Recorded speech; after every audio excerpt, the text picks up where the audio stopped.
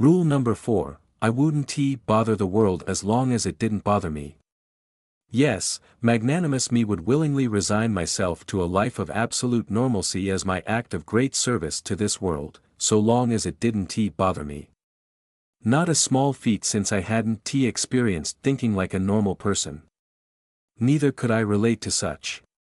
However, I was quite adept at approximating an average person's actions in most situations. As the saying goes, it's the actions that count. That's the correct saying, right? One might wonder why my main rule wasn't rule number 1. Simple. My rules were numbered in the order they were established. Rule number 1 mandated that I always stir any liquid back and forth instead of in the usual circular manner. Dad stirred his coffee this way, one of my earliest memories. Pretty kid me decided it was going to be my first rule. Did it make sense? Not really. Just an impressionable child copying her father. But no one questions the rules. Not even me. Especially not me. Dad influenced my first few rules, including rule number 4. He'd tell me, be a good person if only not to add to the bad people in the world. There are more than enough of them already. Something like that. Hard to recall his exact words because it had been so long since we last talked. Not sure what other parents taught their kids, but even as a child, I sensed that Dad's life lesson was odd. The way he phrased it, he could stopped at be a good person. He might suspected that his beloved daughter wasn't exactly normal. Sadly, or the approximation of sadness I could muster, I couldn't confirm if my guess was correct because he'd been dead for nearly 10 years. Dead in an official way. Though he might be truly dead by now, killed by an Adumbri during some mission of the hive. It wasn't exactly a safe line of work. While Dad chose to be a good person by virtue of his moral compass pointing the socially agreed upon right direction, on the other hand, having no such compass, chose to approximate a good person out of consideration for everyone. In the end, I did follow Dad's advice somehow. Call it good manners, like not chewing loudly in a restaurant because that's super annoying and disgusting for the people at the next table over. In turn, I'd appreciate it if other people had the decency to leave me alone. I was already doing my best to be a run-of-the-mill citizen. Hence, rule number 4. Little did I know that I was going to get bothered today. Back and forth, I stirred my cup of chamomile tea, staring at the strings of golden honey dissolving in it, inhaling its relaxing fumes. Don't hit the sides, or something terrible will happen, I continuously chanted in my head, timing each stroke of the spoon with a syllable. Nothing scientific about it, and it wasn't like any culture believed that hitting the sides of a cup while stirring brought bad luck. Still, remember rule number 1. My vibrating phone on the gray linoleum table snapped me out of my mini ritual, its gentle buzz echoing in the empty cafeteria. January 20th, 2020, 6:57 a.m., sunrise, La Esperanza City, California, the screen displayed. Thusly, the sun rose, welcoming the start of a brand new day. The world should count itself lucky I had rules restraining my cute self. I took my cup and walked to the window walls overlooking the west coast. The sun's rays crept over the horizon, running over the expansive waters. An ominous jagged tower protruding from the blue blanket that was the Pacific Ocean, the black spire, blocked the sunlight's journey. The shadow cast by the spire continued traveling across the ocean in the light's stead.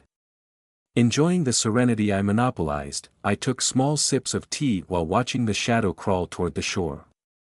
A faint reflection of my innocent-looking face handy for blending in stared back at me off the otherwise transparent glass. At the start of my first semester at law school, the cafeteria was the prowling grounds of wide-eyed freshmen. Come early enough in the morning, and one could set up a pretentious study nook with stands to cradle thick law books, a whole platoon of highlighters representing all the colors of the rainbow arrayed like ammunition for artillery, a laptop to the side that wouldn't be used, and stacks of printed notes. I didn't like studying if there were lots of people around, so I avoided the cafeteria then. After a while, my fellow 1LS noticed the upperclassmen didn't study at the cafeteria. They immediately left after eating. We soon learned one of the campus legends whoever studied in view of the Black Spire wouldn't graduate. Consequently, everyone came to the cafeteria only for lunch or coffee, studying elsewhere. And now, 2 weeks into the second semester, this was my own private study area in the morning before the food service people came in to prepare lunch. Law students were some of the most superstitious people on the planet, though the Black Spire thing wasn't that far-fetched considering its story. Taking out my phone, I aimed its camera at the spire and tried to get a closer look with zoom. Just the usual spinal spike of a gargantuan interdimensional monster that renovated the West Coast by sinking hundreds of square miles of land, including the people on it, into the ocean. Stories about ghosts emerging from the waters were common. And this is the remains of an Adumbri Titan. Could it radiate some bad juju? Probably not. The government wouldn't allow people so close to it if it weren't safe, right? They could have removed the whole skeleton instead of leaving part as a monument to the tragedy. Anyway, that wasn't one of my rules, so here I was while everyone else packed into the library. I finished my tea and went back to my table to study. An hour to go before international law. I was reading the 5th case from the section of the syllabus assigned for today's class when my phone buzzed again. A text from Amber Dean, our class monitor/beetle by default. She asked me where I was and that we should go to class together. Part of rule number 4 was that I'd be friends with everyone, an approximation of friendship. The concept of being friends was easy enough, but I didn't know what my feelings were supposed to be toward said someone. Not really important. What was important was that I acted friendly.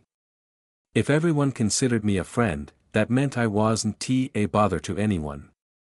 Yet, I always stopped short of actually entering into a close-knit circle of friends. First, no one would feel chummy enough to bother me. Second, the way to be friends with everyone was not to be close friends with a select few. And last, it required much effort to be a close friend, as I understood. But for some weird reason, Amber Dean adopted me as her close friend. A best friend even. I sighed, texting back, "Sure, I'm at the cafeteria."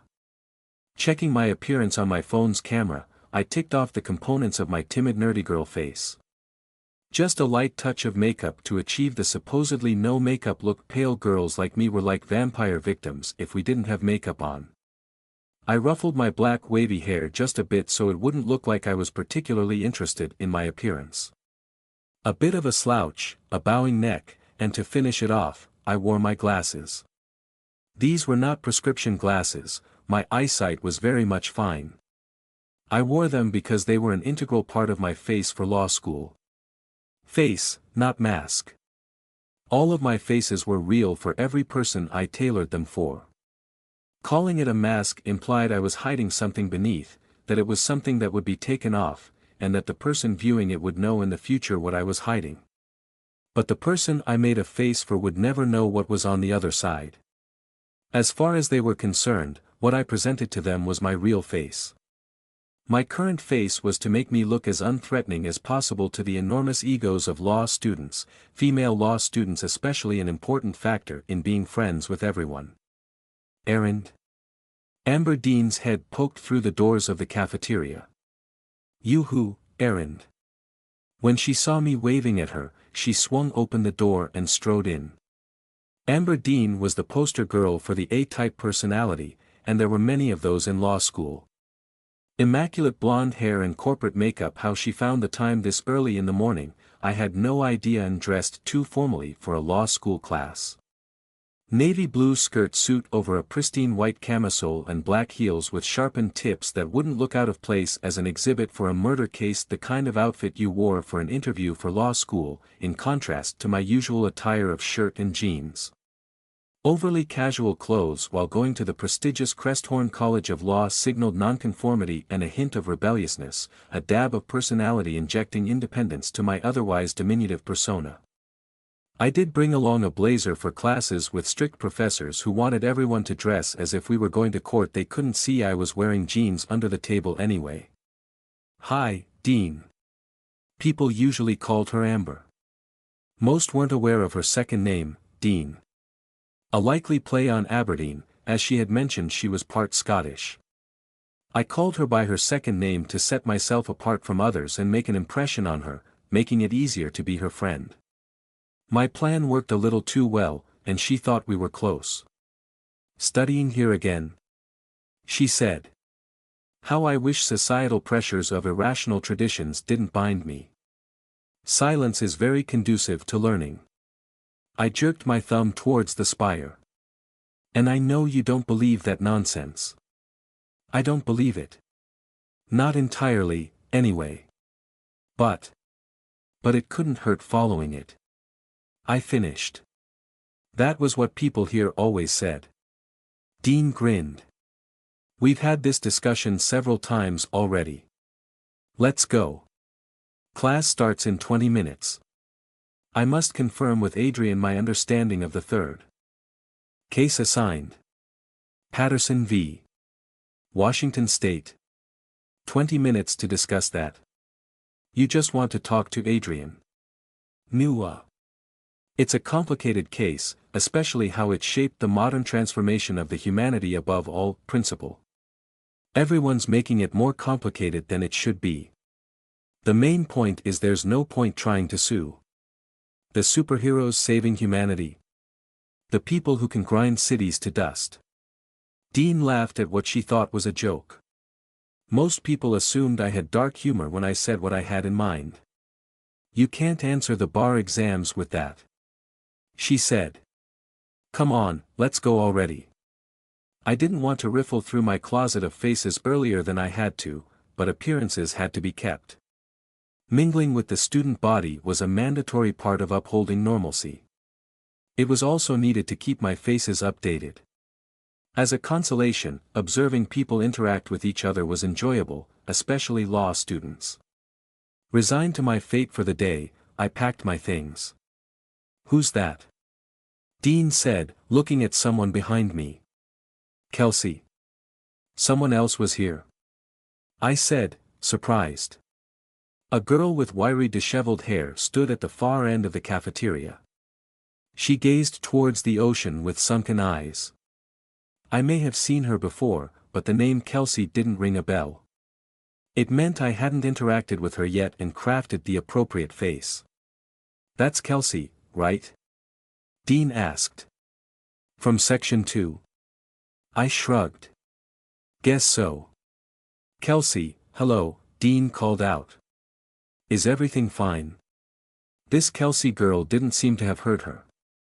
Didn't know someone other than you stays here this early in the morning. Dean whispered. Neither did I. Not sure how Kelsey, if that was really her name, entered the cafeteria without me noticing. I had a full view of the cafeteria door. Had she entered while my head was down, reading my notes, or facing the window, I still would have heard the door open or her footsteps. I was about to suggest we should go and leave her alone, but that didn't sound like something a good person should say. Instead, I said, she looks sick. Do you think she needs help? Dean nodded and approached Kelsey, as was my expected reaction after passing her the chance to take charge. I wasn't going near this weirdo. Are you okay? She said to Kelsey. Again, no response. Dean reached out to pat her shoulder. Kelsey suddenly jerked back, her body convulsing. I sure do hope those aren't her bones cracking. It sounded like almonds opened by a nutcracker amplified by a megaphone. Kelsey scratched her face with such ferocity that she drew red lines of blood. Dean fell back in surprise and landed on her butt. Kelsey clawed at her face more vigorously, shouting, "Get out! Get out! Get out! Dean, come here!" I hesitantly ran towards them. Before I got close, Kelsey shrieked at an inhumanly high grating pitch, 10 times more painful than the worst microphone feedback I had experienced. Kelsey rushed to the windows, screaming, "I'll die a human! Wait, wah. I said. A human? My mind focused on that one line. No. Said Dean, picking herself up to go after Kelsey. But it was too late. Kelsey smashed through the glass, the sunlight bouncing off the broken shards framing her in golden shimmers. Screams grew faint as she fell to the waters below. Then we couldn't hear her anymore. After a couple of seconds of stunned silence, Dean cried out. Oh my God! There should be rocks below. Even if Kelsey missed them, we were on the 4th floor, plus the cliff's height. High chance she'd be too hurt to swim. Suicide right after my morning tea wasn't my cup of tea. Thank you for coming to my show. Applause, please. I noticed Dean's horrified look. Wait, what's the appropriate reaction here? Oh my God. I echoed her. Help. We should get help. Embarrassingly lame and forced, I lacked practice pretending to be shocked. There are rocks below. I added, covering my mouth and approximating a panicked face, hoping that'd distract her from my delayed reaction. You're right. She rushed to the smashed window and peered over the opening. I can't see Kelsey. Come, help me look.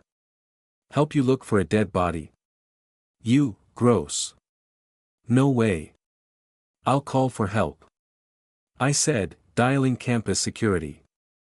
They came 5 minutes later while Dean continued to look for Kelsey in the waves.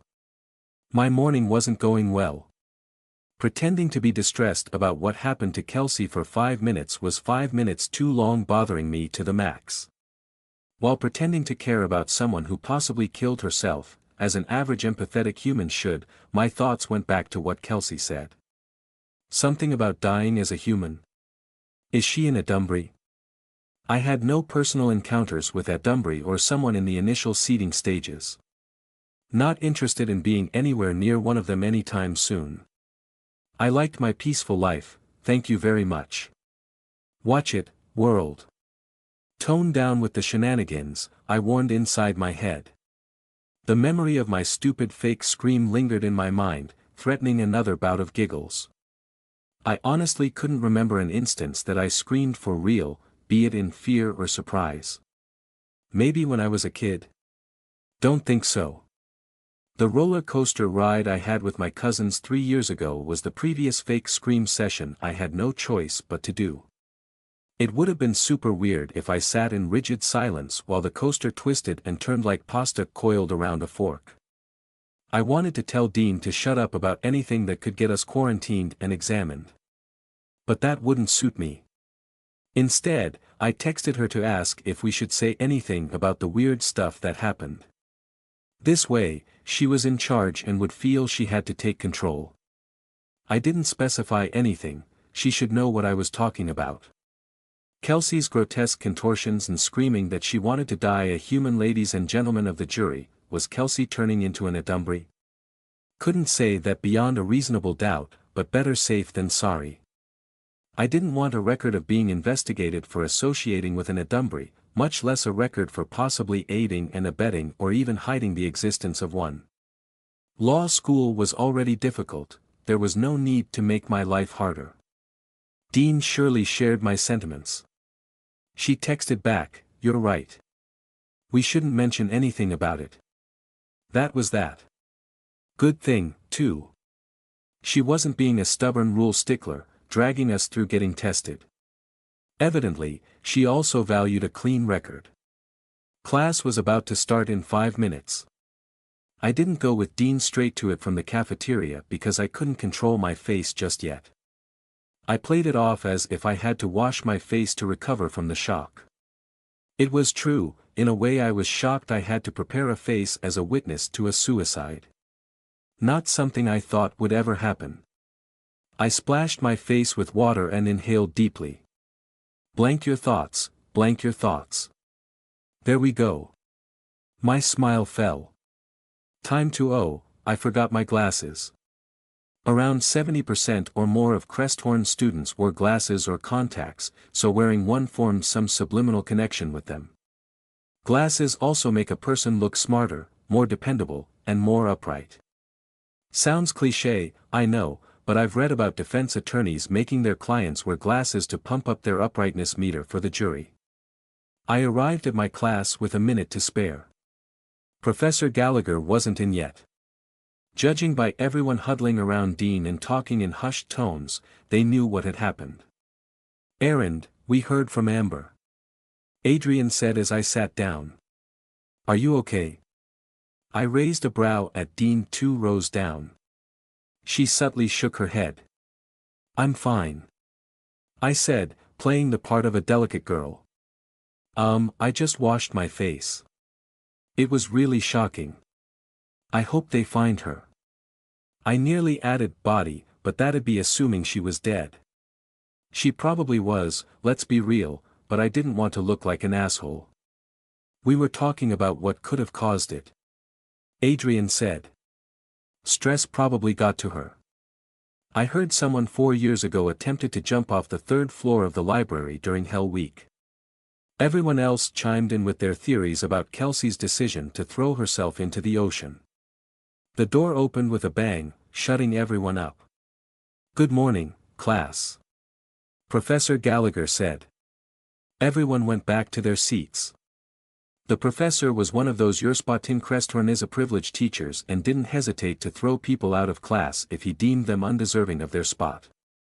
He only carried the class list and nothing else. Running his finger down the names of students, he called, "Mr. Narvaez." We didn't have any attendance policy. Though since we were first years, it was a commonly held belief yet to be shattered that attending classes was helpful. Also, Professor Gallagher had warned that those absent would have no spot in the next session. "Sir." Carlos barely reached his seat before standing up again. "We began our introduction to international law last week, but let's run through it again before continuing our overview of the course," Professor Gallagher said.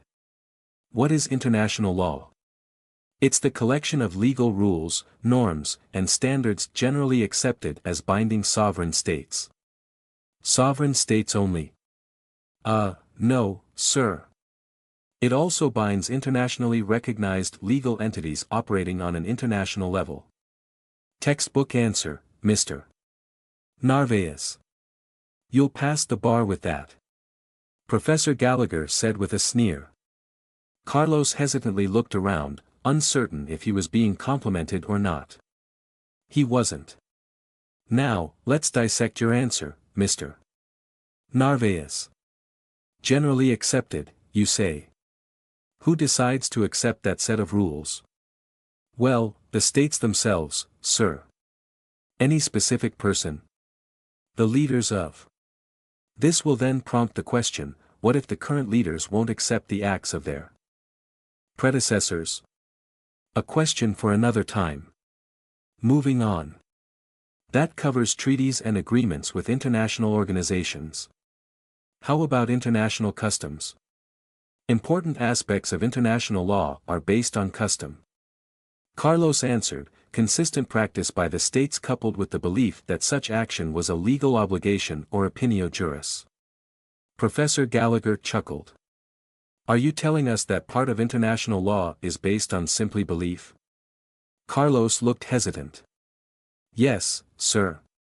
"Are you asking me a question?" Professor Gallagher let out a hollow laugh. No, sir. It is true.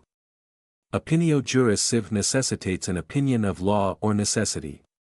Further along this semester, we will discuss how the hell one can show a state's action was motivated by the belief that it was legally obligated to do so.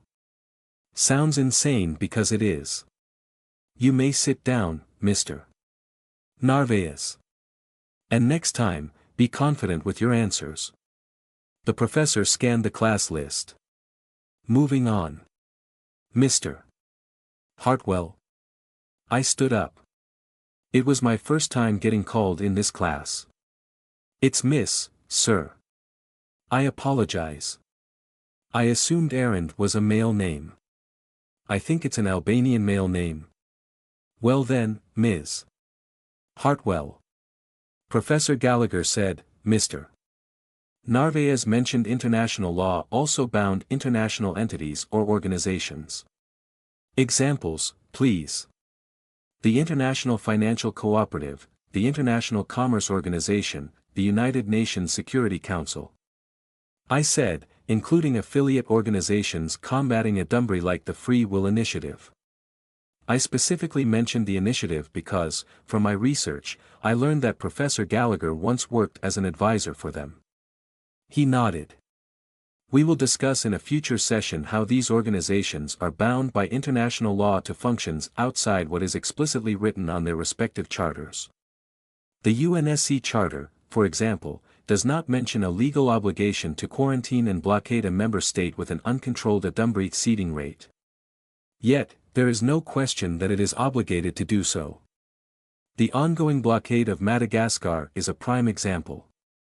Cresthorn tailored our curriculum with the assumption that all of you are pursuing a career related, one way or another, to humanity's collective effort against the Adumbri threat. We are, after all, mostly funded by the Bureau of Interdimensional Defense.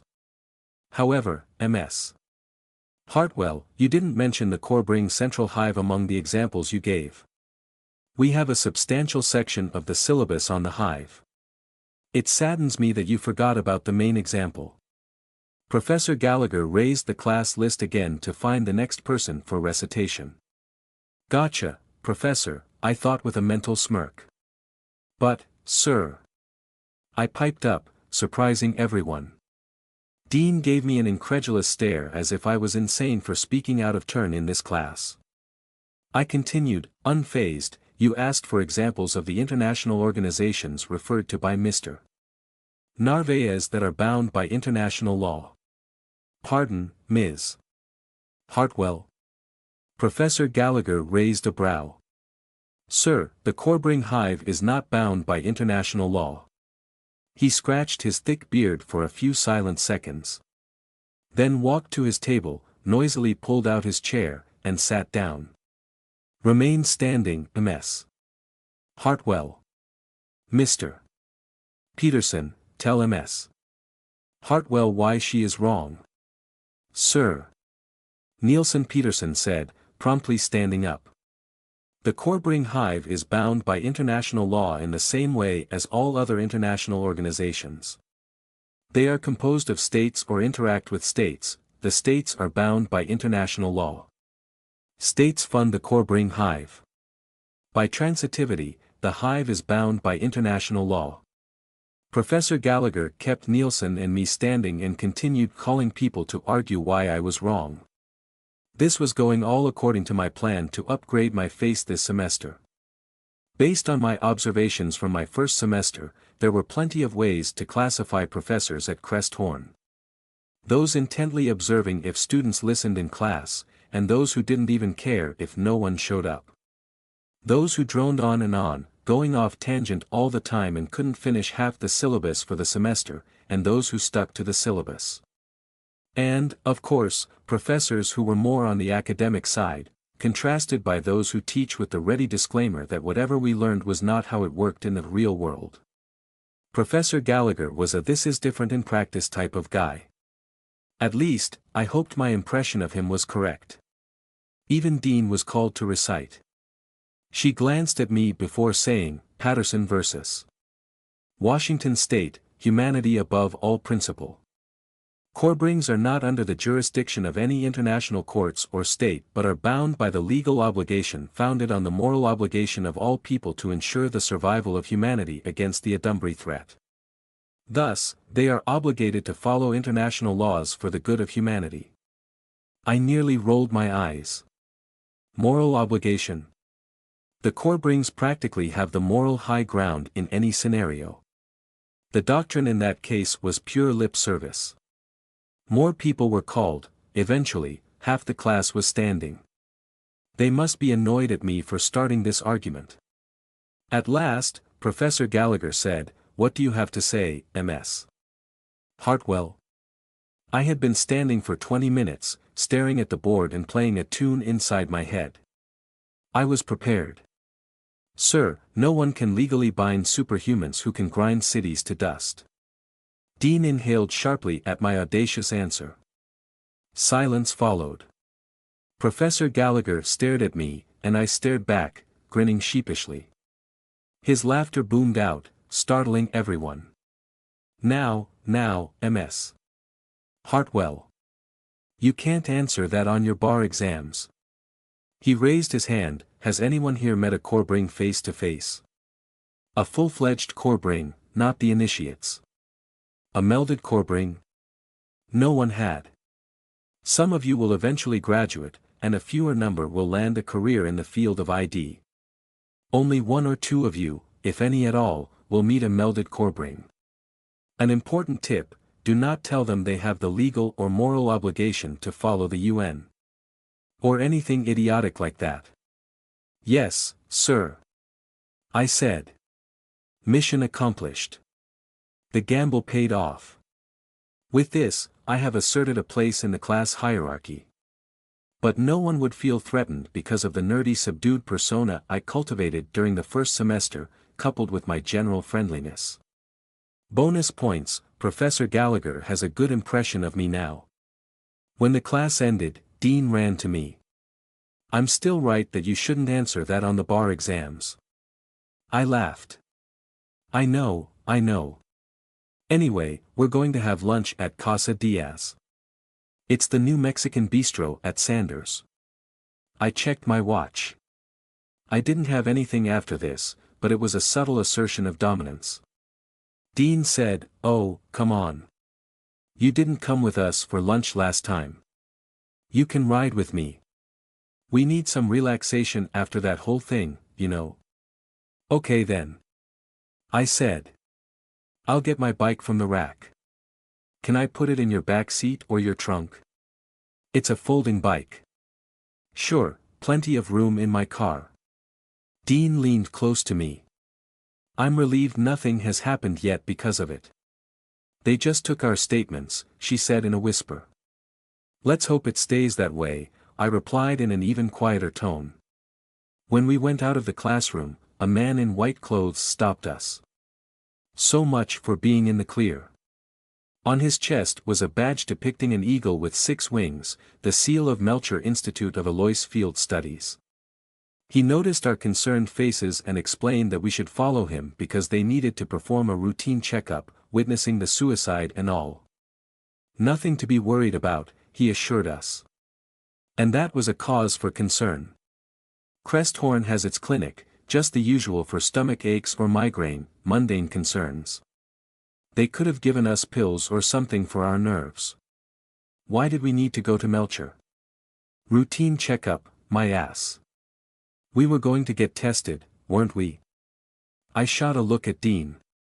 She tried to keep a calm face, but her anxious eyes gave her away. She mouthed, I have no idea. World. This is annoying. Stop bothering me. Alois University was practically a small town at the outer edge of La Esperanza. I wasn't exactly the touring type, so I hadn't seen much of it. The only time I visited other colleges was for administrative stuff or if I needed to use their library because I couldn't find specific reference material at Cresthorn. Cresthorn and Melcher were at opposite ends of the university grounds. We had to ride one of those golf cart thingies the campus security patrol use. I had been to Melcher Hall only twice before. The first time was for pre-enrollment. We were required to pass a basic Alois field test. The second was during our campus tour, orientation week. I never stepped foot on Melcher Hall since. Again, all my classes were at Cresthorn. In our third year, we'd be required electives at Melcher, so I didn't expect to go back there until then. During the ride, I shot questioning looks at Dean. What was this about? I thought hard, hoping to reach her mind. Sir. Dean finally said. Did they find Kelsey? Do you mean the missing girl? Is that her name? I don't think so. Said the Melcher dude. He probably introduced himself to us at some point, but I didn't care enough to process it. Dean gave a small sigh of relief, visibly relaxing her tensed shoulders. She probably had thought they found Kelsey's body, mutated and all monster-like, and now they suspected the Adumbry has begun seeding people here. That people, being me and Dean for a start. Concerning for sure, but if they actually found an Adumbry who has started mutating, they would have shut down the school pronto. This place would be already crawling with police and bid agents. We were safe. Probably. Which brings back the question, why did they want us at Melcher? I dug the nail of my thumb into my index finger. My trimmed nail had a hard time wounding my skin. It did leave a bright red line which throbbed a bit. At least that meant I wasn't seated by an Adumbry, I hope. I wasn't hearing any spooky voices either. The pressing concern was people peeking into my head during Alois field tests. I knew I wasn't normal, mentally. I didn't care for people very much, or at all. I know, people usually don't care for others either. If everyone did care, we'd already be a utopia, no wars, no hunger. The world would be filled with peace, love, and understanding, come ya. I meant something else. If Dean suddenly fell dead right now, in front of me, two things would cross my mind. The first would be that it was really funny I saw two people dying on the same day. And, second, that it was going to be such a hassle as I'd certainly be investigated for being around two people dying on the same day. Not sure what a normal person would think in that hypothetical situation, but it probably wouldn't be the same as me. I had no idea how my Alois field looked compared to others. That was why I was nervous when they tested me during pre-enrollment, the only time I felt nervous for the past, I dunno, decade or so. It was as if a face was forcibly removed and I couldn't do anything about it. About 15 minutes later, we arrived at Melcher Hall, a 3-story building with that cubispherical minimalist design, whatever the architectural term for that was. The students hanging out at the entrance gave us strange looks as we went up the steps. Alois University didn't require a specific uniform, neither did the individual colleges and institutes within. Melcher students, however, usually sported a pin of their 6-winged eagle crest. Elitist much. You would think the Cresthorn Law students would be the elitist bunch at Alois. Melcher dude ushered Dean and me to a waiting room. He explained to us that they were still preparing the test since it was on short notice. A woman was already sitting inside. Her hair was dyed metallic blue and fell across her face, hiding it. When she heard us walking in, she brushed back her bangs revealing puffy eyes and a red nose. An eagle pin was on her chest. She looked a couple of years older than Dean and me and seemed vaguely familiar. She cleared her throat and managed to mumble, "Hello," as she dabbed her eyes with her handkerchief. Hi. I'm Amber and this is Erend." I raised my hand. "Hi. Are you okay?" asked Dean. "Come on, girl," I exasperatedly thought. This was the second time today she asked someone if they were okay. The first one didn't do us much good. She should learn to stop asking people that. The woman answered, I'm fine. You must be the ones who last saw my sister. I heard they fetched you." Her voice was shaky at the start, but she composed herself. "My name is Myra. Myra Fletcher." "Fletcher?" Dean said. "Oh, Kelsey Fletcher. You must be her sister.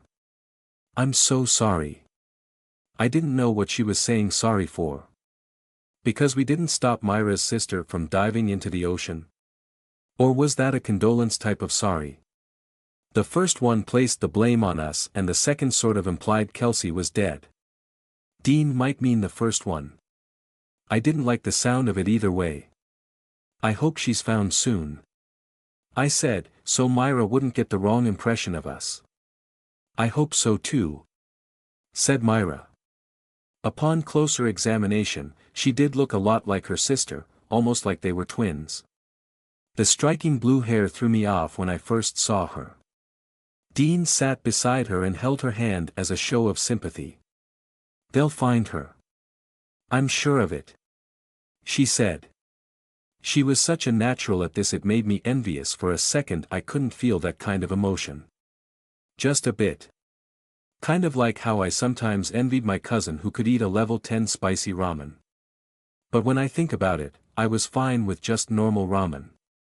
Same feelings here. It's Myra shook her head. What did happen? They only told me Kelsey jumped out the window of the law cafeteria and they couldn't find her. That was it. I said. I usually hang out at the cafeteria early morning because it's quiet. Dean here, Amber Dean, came to meet me before going to our first period. We were surprised Kelsey rushed to the window. Can you tell me anything else? How she looked?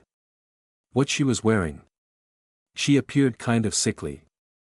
Her hair was a mess like she just awoke and hadn't fixed her hair yet. And she was wearing. I turned to Dean.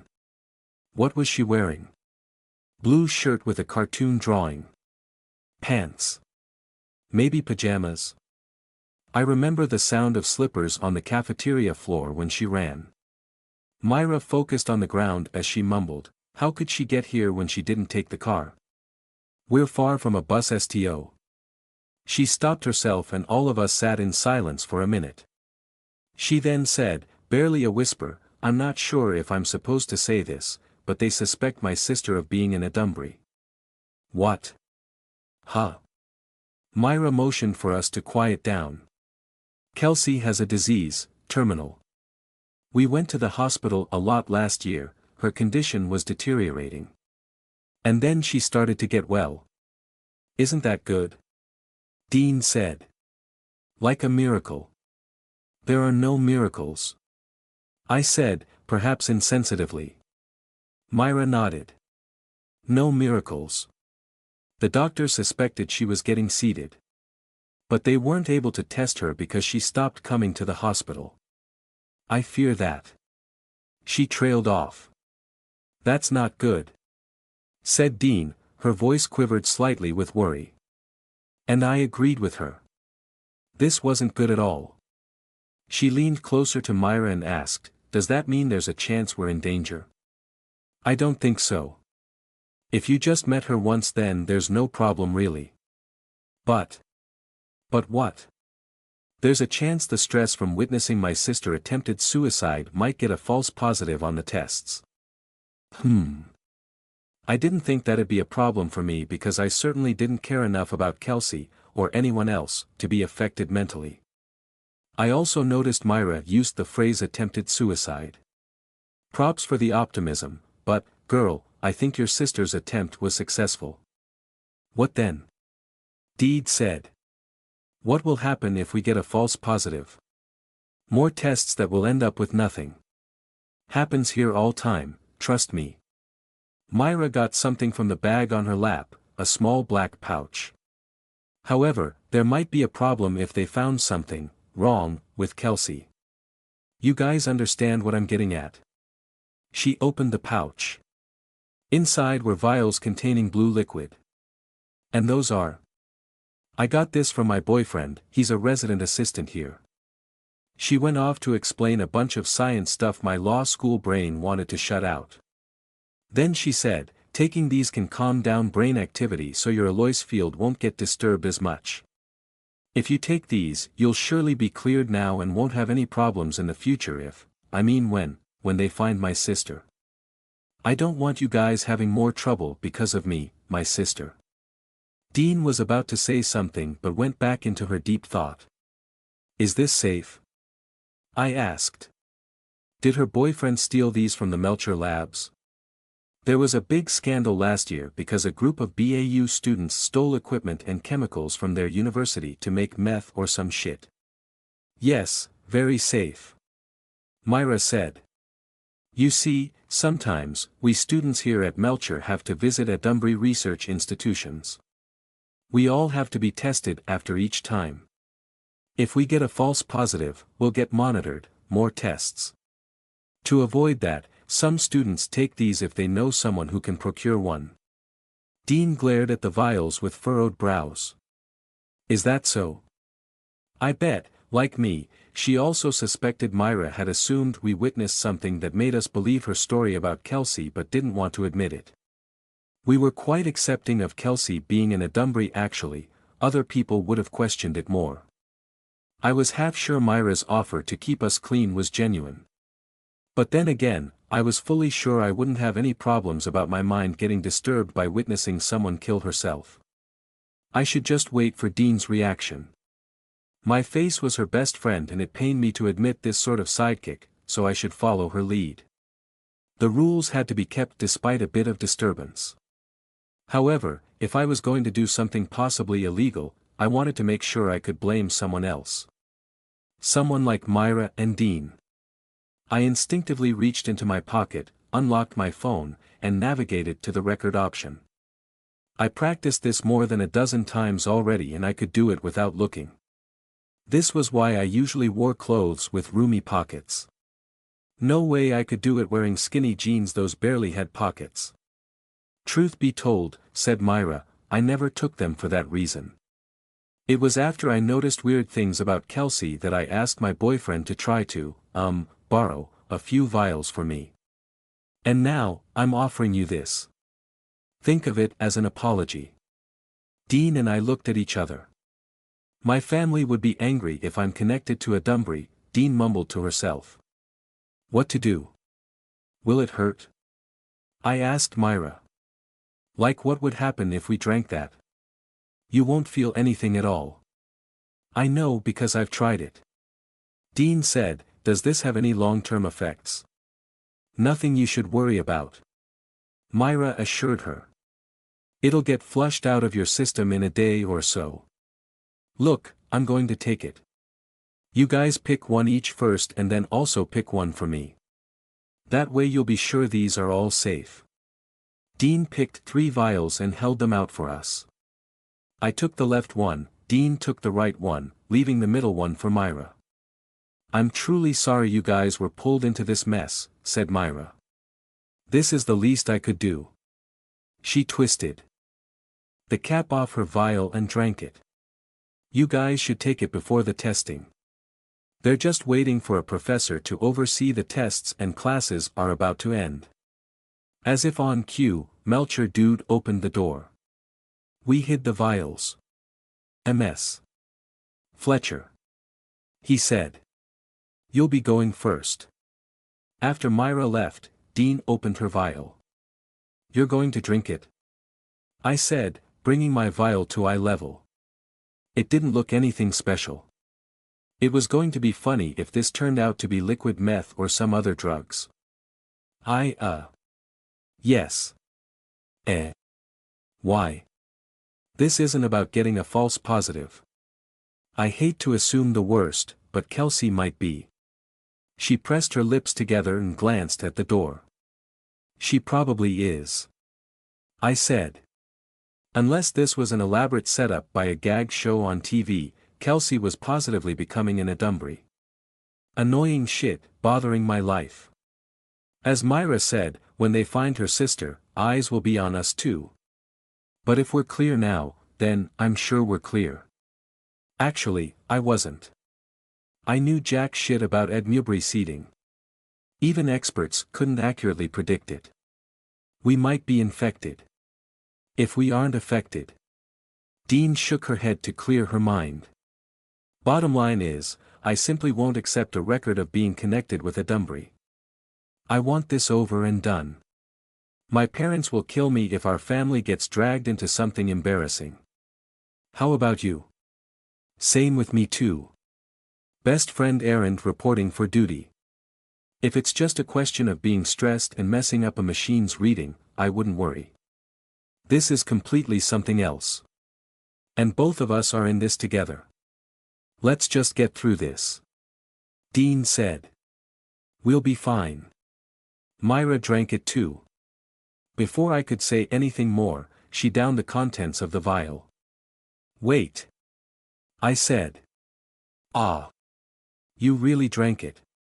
She swallowed, blinked a few times, then looked at me. Are you okay?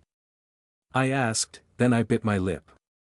Shit, now it was me who asked someone if they were okay. I feel fine, a bit tingly, but fine. Really? I stared doubtfully at her empty vial. See, nothing happened to me. Drink yours too.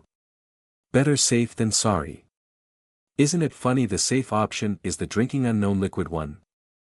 I'm not sure if this works as Myra explained, but I would do anything to avoid the bid.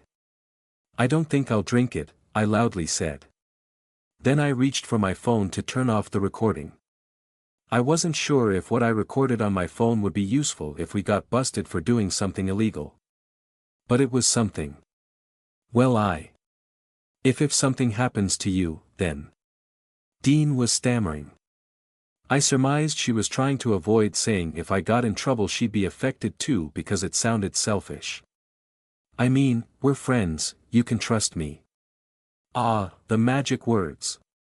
With the recording off, I quickly said, of course, I'll drink it too. And then down the contents of the vial I held. A complete 180. I didn't want to force you. I shrugged. Since we're in this together, I changed my mind. The timid errand face I had on would surely follow Dean's lead. It was annoying getting trapped by a face. But all in a day's work. I didn't feel anything wrong with myself after drinking the blue liquid. Maybe it was a dud. If it worked as Myra explained, it'd be a huge bonus. But if anything bad happened, at least I did it with Dean. I had leverage in case I needed her to protect me using the connections and influence of her family. 5 minutes or so passed and Dean was called. Alone, I stared out the window at the parking area, wondering what the hell went wrong with my supposedly peaceful day. Then it was finally my turn. I entered the same place where I got tested before I enrolled here, a gray marble tiled room smelling of antiseptic. For rectangular machines, about 2 feet taller than my modest 5 feet 4 inches height, lined the wall opposite the door I entered. There were a bunch of computers at the far end of the room manned by the Melcher dude and 2 others who were probably 4th years doing their practicals. A lady, whose age was betrayed by a few wrinkles straying on her otherwise youthful face and blonde hair that was graying at the roots, stood by the machine. She was a professor and also a researcher of Melcher. I met her before during our orientation tour when she gave us a short speech about the Alois field studies conducted here. Good morning, Professor Deslies. I said, reading the nameplate on her white lab coat. Okay, Professor. Keep your eyes open after you feel the pricks. I suppose you have experienced this before. Yes, I have. Barely ant bites. She said. Ready? We'll start. My fingers and palm got pricked as if I grabbed a cactus. I knew they were measuring if I was healing like a normal human or I was already starting to mutate, which would happen if I was surrendering my body to superreality entities. They couldn't exactly cut people and watch them heal, and it was better to observe the minuscule abnormal regeneration which was the starting sign of seeding. When I felt the prickling stop, I opened my eyes to be scanned. That wasn't too bad now, was it? No, Professor. All normal. She said, Melcher dude giving her a thumbs up from behind the control panel. Could I go now? Or do I still need to do that helmet test? The field integrity test you mean? We will be performing a different test this time, and we need you to sign a waiver. Waiver? What for? Why not that other test? Time for a short lecture. She said. She cleared a nearby table while Melcher dude, probably her assistant, gave us 2 chairs. What do you know about the Alois field? Not much. Isn't it like the manifestation of the human free will? That is the understanding of most people, Ms. Errand. It should suffice for the layman. I assume you've heard about the Gestalt subconsciousness. I believe the term the media uses is shared consciousness. Which is incorrect. I nodded my head. Humanity has a collective higher dimensional link. Not a hive mind, which is the first thing people think of. Those cheesy Adumbrian fiction movies are so misleading. This higher dimensional subconsciousness, a result of our evolution to more intelligent beings, is what the Adumbri are tapping. I nodded again, unsure of where this was going. I only had a somewhat general idea of this. Adumbri bad was sufficient for me. Actual information, the science mumbo-jumbo about Adumbri were not common knowledge, the main reason being the government didn't want people trying to call an Adumbri themselves. The desire of people for power shouldn't be underestimated. Professor Deslies tapped her temple. While we cannot access our Gestalt subconsciousness, hence, the term, it has been proven to exist. It's on the same plane, a simple way to put it, as the Adumbri that try to manifest in our world. Some believe we are but a mere reflection of the true reality, the reality of the Adumbri. I should stop here. I might get into more arguments if someone heard me teaching controversial topics. What's important is that the Alois field is the manifestation of the human ego, not free will per se. The helmet test you mentioned checks if a person's Alois field is crumbling. Taking a snapshot for quick analysis. This was all going over my head. Could I just take that test then? It's practically useless if you ask me. If we detect a crumbling Alois field, it means we're already too late and the Adumbri has seeded for some time already. These guys here are better. Professor Deslies pointed to the machine I used earlier. To be more thorough, we're going to do an Alois field profiling instead. You're a first-year law student, right? Yes, I am. I assume you have studied this in your constitutional law class. Profiling of the Alois field of a person is an invasion of privacy, I continued. Professor Deslies clapped her hands. Good girl. Yes, MS. Errand. Which also means that you.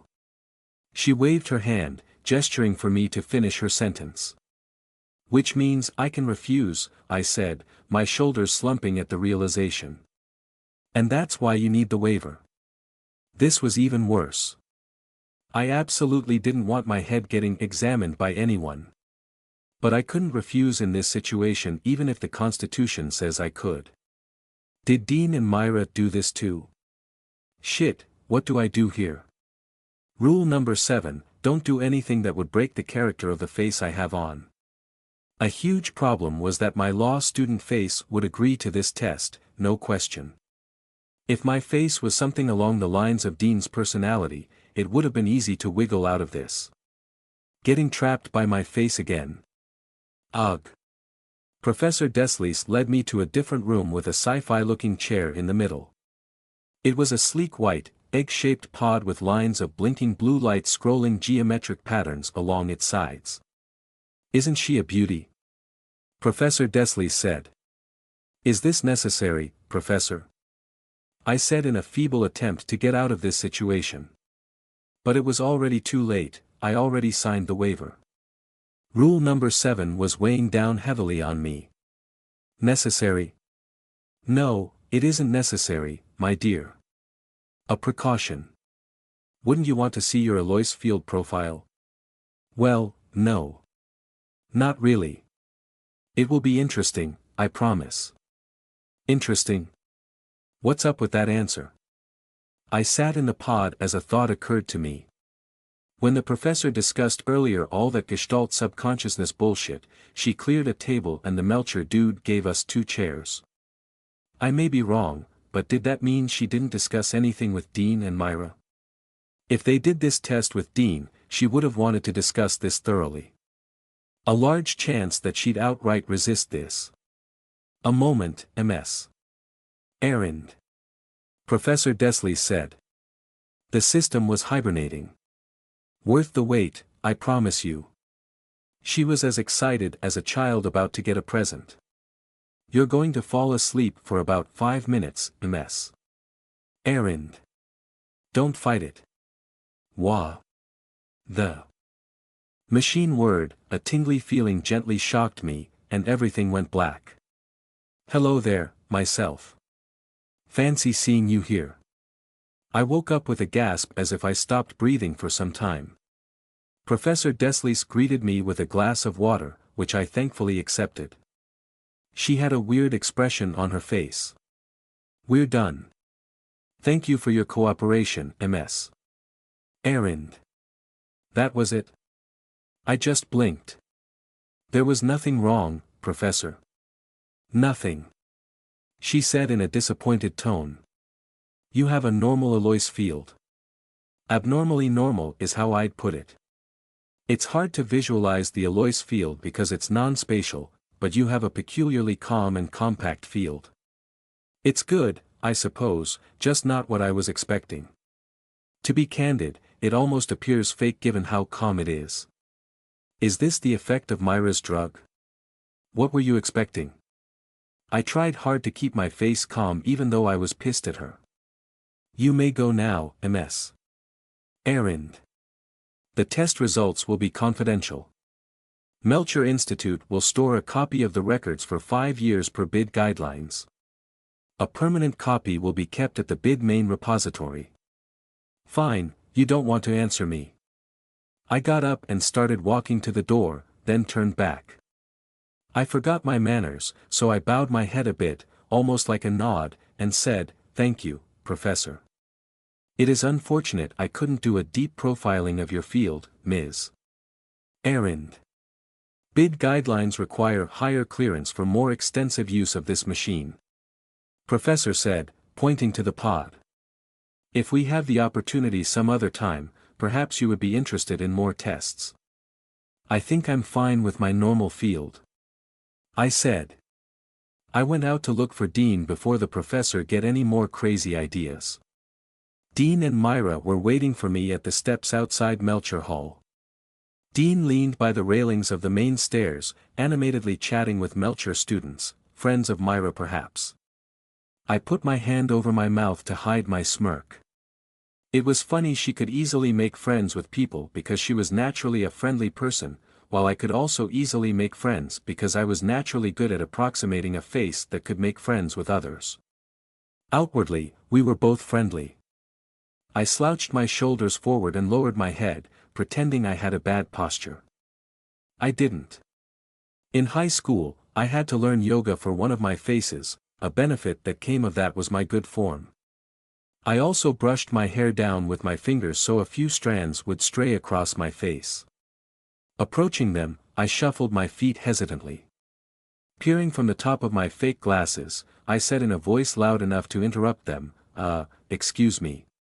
Coupled with brushing my hair away from my face. Classic move. Errand.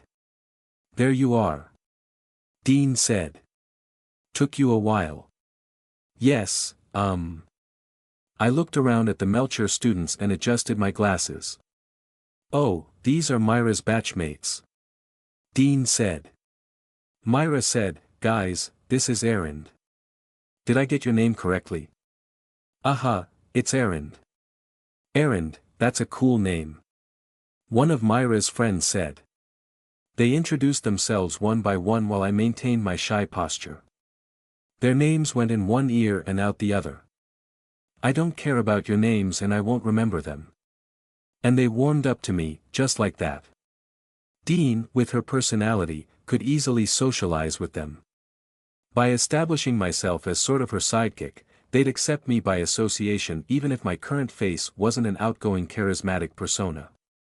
I was always interested in how fast I could get people to accept me, no matter the face I had on, and without them knowing I wouldn't care if they all died in front of me. That was the point though. These people would never ever know what was going on inside my head. If I had my say on absolutely everything, no one would know what I was thinking. I stepped forward into their circle and said, how do we get back to Cresthorn? Mr. Hurain said we could ride with the campus patrol. They're just rounding the corner, we can wait over there. Dean said. That was the name of the Melcher dude? Whatever. Good thing because it was too hot and too far to walk. Let's go then. I said. I shyly faced the Melcher students, adjusting my glasses clumsily. Oops, I didn't mean to intrude. Can you move over there? Myra said, climbing on the cart. It'll be a bit cramped. Myra, you're coming with us. I said. I'll just get my sister's stuff. I have a spare key for her locker at law school. Oh, right. I forgot about her dead sister. Supposedly dead, excuse me. Dean said, Adrian said they're at Sanders Mall.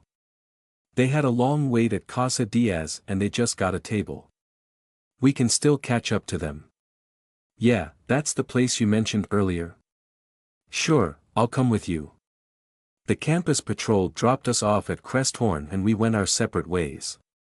Dean didn't go inside the building, heading instead to the parking lot to get her car. Myra followed me inside the building but went up to the second floor to get her sister's belongings. I fetched my foldable bike by the racks. I was waiting in front of Cresthorn for Dean when Myra came running. You guys are going to Sanders, right? Can I come with you? We can ask Dean. Here she is now, I said as Dean's red SUV came rolling up to us. Hey, Dean, Myra said, peering inside the car's window. Could you do me a huge favor? Can you drop me off along the way to Sanders? I live by a condo near there. Societal convention trap once again. Dean, of course, had no choice but to agree to it. Not that she would have refused, she was a good person after all as far as I could tell. Still. Trap scenario. All of us were in Dean's car, me riding shotgun and Myra at the back seat with my foldable bike. Now that I had some time to think, I reassessed my situation. Specifically, Professor Deslice. I looked at the car mirror to check the back seat. Myra was frowning, typing on her phone. I said, thanks for the blue medicine, Myra. Nothing bad really happened. I thought we were in trouble. Huh? Myra said. She put her phone away. Oh yeah, don't mention it. I told you guys there was no problem. We didn't even need to take it. Dean said, it was such a relief when I passed the physical test. They didn't even put the helmet on me. I narrowed my eyes. It was as I suspected. Professor Deslice singled me out to test with that egg pod thingy. Why? The only thing that came to mind was that I have an abnormal mind. How could she have known about it though? The only time I got tested before this was during pre-enrollment. Could she have gotten hold of my records because they were going to test us and then found something interesting in it? I had no idea what weird thing would that be to warrant her interest. She seemed pretty excited to test me. Just scientific curiosity. Fortunately, my test didn't yield anything worrisome. Abnormally normal, she did say. Am I in the clear then? I guess so. I didn't even get to see my results as she promised. The next question was, did she bother me enough that I should bother her back? Not really. Where will I drop you off? Dean said to Myra, breaking my train of thought. Number 21, Emerald Street. We take a left here and you'll see the tall apartment building of Swartz. Okay then. Can we pass through its parking area to get to Pearl Street on the other side? Myra checked her pockets. I don't have my pass right now. Really sorry guys, you'll have to take a roundabout way going to Sanders Mall from my place. I shouldn't have asked. No problem at all. Dean assured her. We have time. Which wasn't true, she was just being nice. Passing by Myra's place added like 10 minutes to our travel because of the nonsense traffic scheme of the Sanders business district. Tons of streets, some of them were one way, or were one way every other day, or were closed on specific days. Many people also parked along the side of the road so the traffic was heavy. I absolutely detested this area. This was the closest place to hang out from the campus. High chances of bumping into someone I knew, so I had to keep my face up. I also didn't like being in crowds. I liked observing crowds, not wading through them. I hope there's a parking spot. Dean said after she got her card from the booth at the entrance of Sanders. Thankfully, we found an empty spot after roaming 3 underground parking levels of the mall. As we walked to the elevator, the numbers on its right side started descending, going down to our level. Nice timing, I said. The elevator doors opened and a person wearing baggy black overalls stood inside. A black ski mask covered his face. Dean and I stopped walking. Sensing the dangerous situation, she instinctively reached for my hand. Are we getting robbed? I locked eyes with the guy. He flicked both his hands to his sides and long spikes burst out of his palms, extending a couple of feet. Barely forming any thoughts, I tightly gripped Dean's hand and dragged her into the row of cars to our left. I crouched down, hiding behind the cars, pulling her down with me. We heard something whistle past our head. Glass broke, showering us with its pieces. Down, down, down. I urgently repeated to Dean, who was still in a state of shock. I half-crawled as I tugged her by the hand. Quick. Come on. What's happening? I have no idea, but something burst through the door of the car at my right side, barely missing my head. What was this object? A spike or a stake like the ones used to kill vampires in those stories. I ducked under it and continued crawling. The man was throwing spikes at us. Spikes. That didn't sound normal at all. Shit, was this guy in a dumbree? Or maybe he had bio-augments. But what kind of augments were spikes? Either way, we have to get out of here. I could hear him running towards us. Where do we go? Dean said, catching up to me. Column number 4. I said in between huffs of air as I ran for my life. We squeezed ourselves between a pickup truck and the column, rounded the column, and hid behind it. Where is he? I don't know. Where do we go? Shoo. Listen for his steps. Dean peeked behind the pickup truck. I immediately pulled her back when I saw her eyes go wide.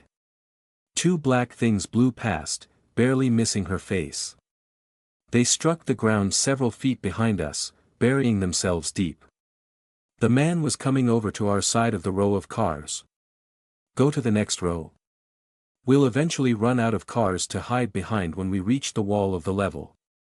The exit, where was it? Dean got up and started running for the ramp going to the upper parking level. But it was too far away.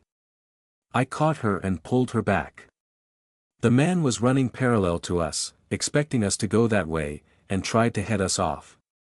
Instead, I ran back to the elevator with Dean in tow. The elevator doors were still open. And there were usually stairs by the elevator, we could also take that. He threw spikes. Those didn't have any problems punching through the cars between us. Dean screamed behind me. I heard her steps following me, so she still must be fine. I bent lower while running, covering my head with my arms as if it'd help. The spikes went high, through the car windows, and low, through the tires and the gaps between. Run faster. An explosion and a sharp yell. I looked back. A spike blew through a tire and grazed Dean's foot. She dropped to the floor from the pain, and that was enough for our assailant to get to our side of the row of cars. He jumped on a hatchback, making its alarms go off, and then dropped on our side. Thinking fast, I saw the fire extinguisher attached to another concrete column near us. I climbed on the trunk of the brown sedan beside me, scrambled over the top, and clumsily slid down its hood. Our attacker paused for a bit, wondering which way to go. Go for Dean. She's right there. And he did. I looked back and saw him walking to Dean, taking his sweet time now that he had cornered one of us. I grabbed the fire extinguisher and tried to look for a fire alarm. Nothing. I ran back to Dean. Dean screamed for help. The guy in black stood in front of her. He raised an arm covered in spikes. I was running on pure bloodlust and rage like I never felt before. This wasn't only about rule number 7 anymore. This guy bothered me. He was the worst offender today. He's going to get massacred now. Rule number 4 beckoned for me. Through the gap between 2 cars, I rushed with the fire extinguisher above my head, adrenaline giving me strength. I aimed the edge of the red cylinder at his neck. Spikes erupted along his spine, piercing the fire extinguisher. White fog hissed out of the container, covering all of us. I dropped down, evading a swinging spiked arm. I found Dean's leg. I pushed her.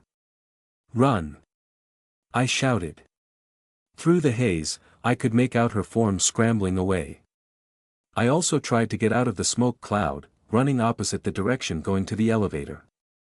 A good call as the asshole blindly threw several spikes at the elevator.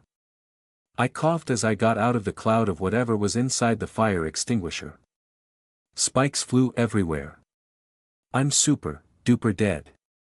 Dean better make it out of this alive and honor my memory as her best friend. A phase should not be taken off even at the end of my life. I wasn't doing this out of the goodness of my heart or a heroic impulse. Stupidity or not, I just couldn't break the rules. I don't know what to tell you. I looked over my shoulder just as my would-be murderer burst out of the white smoke. Several spikes erupted from his body. I closed my eyes and crouched down, making myself as small as possible. Spikes struck the floor near me and the cars all around. I thought I heard Dean shouting over the orchestra of car alarms. Did I get hit?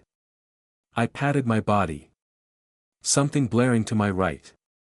Bright lights of a car barreling towards me blinded me for a second.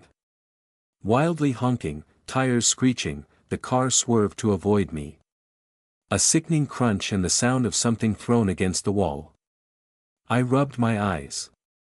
What happened? Did they hit him? A male voice shouted, "Run! Run away! To the door! Door!" At the far end of the parking area, there it was. An exit to the emergency stairs. My legs hurt, my lungs burned, and there was a stabbing pain at the right side of my abdomen from all the running. Still, I ran once again. I had to.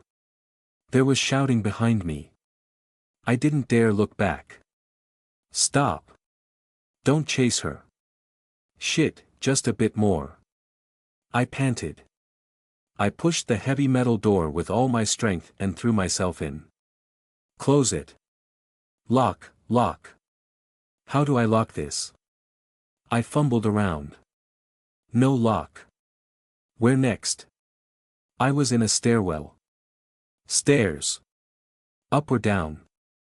I braced myself against the door to hold it closed.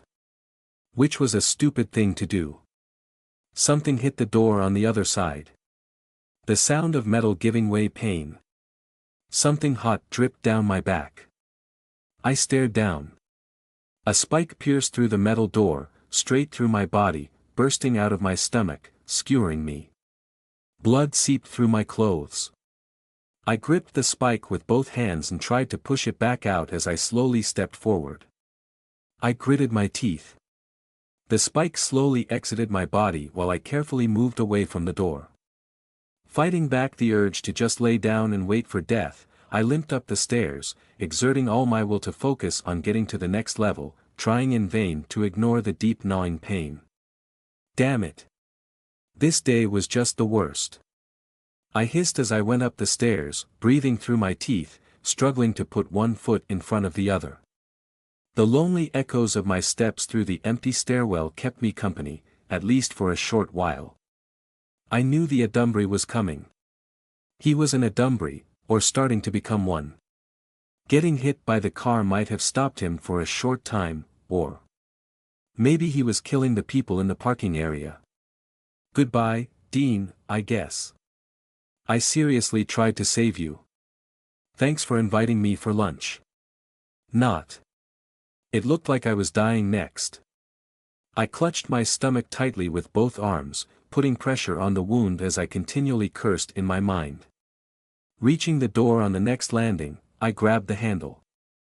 My hand was red and sticky from the blood. My blood. I was too weak to open the heavy door. Too painful.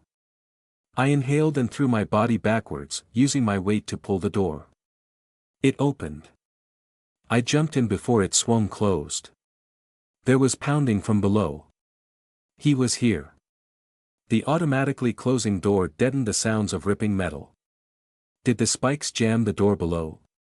He seemed to be trying to force it open. I had precious little time to hide. Help! Help! I shouted. Help! Is anyone here? Silence. Reaching the nearest door, I noticed my bloodied handprints on the wall. Drops of red on the floor highlighted where I went. Knowing what I had to do, I inhaled deeply, then held my breath, closed my eyes, clenched my jaws tight, and squeezed my abs. With one swift motion, I removed my shirt. My vision went hazy for a couple of seconds because of the intense, searing pain from stretching my arms over my head. It felt like I was tearing my wound wider. I whimpered, tears forming at the sides of my eyes, as I wiped my hands with my shirt. After that, I bundled it into a ball to hold against my wound to stop my blood from dripping to the floor. Hopefully, the Adumbri would go for this door with my blood prints. A loud bang startled me. Did he break the door below? The next door was a few steps further on the opposite side of the first one. I turned my back and walked rearwards to open it without leaving any bloodstains. I opened it only a bit so it wouldn't swing after I entered. Then I gingerly squeezed through the small gap. The door from the stairwell opened just as I got in the room. I was in a locker room of sorts, maybe for employees. Further into the room, go. I shuffled my feet as fast as I could. Again, there were no people inside. I began tugging at the locker doors, praying to find an open one. They were arranged in rows, 2 lines of lockers back to back for each row. Next row, please, please. It hurt so much. Where was an open one? The cold breeze from the air conditioning brushed against my exposed skin, making me shiver. I felt more vulnerable now that I was only wearing a bra, not that me having my shirt on could have helped my current predicament. Finally. An open locker. I stuffed myself into the tight space, parting the stinky hanging clothes. That asshole hadn't entered this room yet, he probably went in the first room. He'd realize soon enough I wasn't there. How do I close this door? There was nothing that could lock it from the inside. I pinched the slits on the locker door and pulled it shut, holding it in place with straining fingers. This would have to do. My left hand remained clutching my abdomen. What next? My phone. Right, I could call the police. Why did I only think of this now? With my free left hand, I reached into my pocket, letting go of the formerly off-white now dark red shirt that was stopping my bleeding. It dangled a bit on my stomach, held on by sticky partially dried blood before it peeled off and fell to the floor of the locker. I winced. It was awkwardly difficult to get my phone from my pocket while trying to avoid movement that'd make my agony worse. Am I going to die here? As if to confirm what I dreaded, a whole new wave of pain radiated from my wound. Something was wriggling inside me. A piece of the spike that broke off. It felt like pointy butterflies in my stomach, poking and stabbing my internal organs. I wanted to just curl up into a ball and scream from the pain. But there was no space. My fingers held on vigilantly on the locker door. Barely able to stand, I leaned back for support. The cold steel of the locker caressed my naked back, providing momentary comfort. I'm going to die. A black spike burst from inside of me. It drilled through my stomach, making a brand new hole, piercing the locker door. I could feel it also erupted through my back, pinning me to the back of the locker like a note stuck on a corkboard with a thumbtack. I opened my mouth to scream, but the pain was too much that I couldn't make a sound. My hands fell limply to my sides. The locker door remained shut, the black skewer holding it in place. A macabre rotisserie human. Blood gushed out of the wound on my stomach and back, flowing down to my legs. Its taste filled my mouth. I gagged, trying to stop vomiting blood. It dripped out of the sides of my mouth down my chest, warm streams on my skin that was steadily turning cold. I didn't even have the energy to cry for help as I stood in a puddle of my own blood. Vision was fading. My head slumped on the locker door. I opened my eyes. Nothing. Total darkness surrounded me. There was some pressure, a slight throbbing on my ears. I realized it was because there was nothing to hear. A good representation of the phrase I always used to read in novels, deafening silence. I flailed around, shaking my arms and legs wildly, hoping to hit anything. Nothing, no walls, no floor, no ceiling. No gravity pulling me in some direction, I had no idea of my orientation. No breeze on my skin, no smell, no temperature that I could feel. Absolutely nothing. I clutched my stomach instinctively, but there was no pain. There was no wound. I felt all over my body and realized I had no clothes on. There I was, wading through the void but naked. Wah! Where am I? I said. I could feel I said words, but no sound came out. There was no air, and I wasn't actually sure that I was breathing anything. But I was alive, or am I? My last memory was dying inside a locker. Am I dead? Probably. Was this the afterlife? Not much of an afterlife. 1.5 stars. Sucks ass. The surprising news was that there was an afterlife. With all the Adumbrian Corbring business, proof of higher dimensional beings, and all that, one would think that belief of heaven and hell should have vanished. But many people persisted with their beliefs and religions from before World War II and the advent of the Adumbrian invasion. Maybe I was looking at this the wrong way. Wasn't it more likely that there was an afterlife, heaven and hell, what have you, or whatever your religious beliefs were, because higher dimensional beings existed? Well, I was here. Wherever here was. I guess there is an afterlife all along. I sighed. So, this was it, 23 years on that stupid earth, ending with a very painful death. Really, really sad. Or an approximation of sadness anyway. My uncaringness started to creep in. It was almost a relief I died, because that pain was just insane. I say almost because my current situation wasn't an improvement. What a badass way to die, though. I was truly proud of myself. Still, it would have been a more awesome story if I didn't die in the end. That, however, wasn't exactly true. My story hasn't ended yet. An eternity of this bullshit nothingness was the continuation of my story, and it wasn't looking good. Should I just kill myself? Rule number 8, I can kill myself only after I have killed everybody else. Which practically meant I could never ever commit suicide. However, there was no one around me now. With no one else existing in this limbo, I will not break rule number 8 if I killed myself. The alternative was dreadful to even think about. Sensory deprivation for all of time. I'd go insane from boredom. I knew prisoners in solitary confinement sometimes went insane. This was way, way worse than solitary confinement. I closed my eyes because it was so unnerving to look at nothing. I wrapped my hands around my neck. This was stupid. I couldn't die by choking myself, I wasn't even breathing. Stabbing myself or slitting my wrists wasn't an option. I was naked. I didn't have anything I could use to kill myself. Could I even die here? Die again? With nothing to do, I decided to sleep it off. I had an eternity in this void to think about what to do. You're here again. Who said that? I tried to say, and again there was no sound. A small point of light in the distance, a hole in the wall of solid darkness. This distant speck of light called to me, pulling me towards it. Slowly at first, then I surged through the emptiness. My reference point was the light. Hope filled my heart. Heaven or hell, or some other dimension, I'd be grateful for anything else other than this pit of oblivion.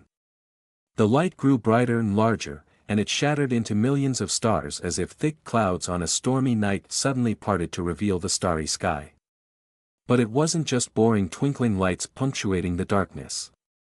All sorts of colors flew through the space like those pictures of nebula I saw in science books. Clouds of unworldly colors, more real than anything I had seen back when I was alive.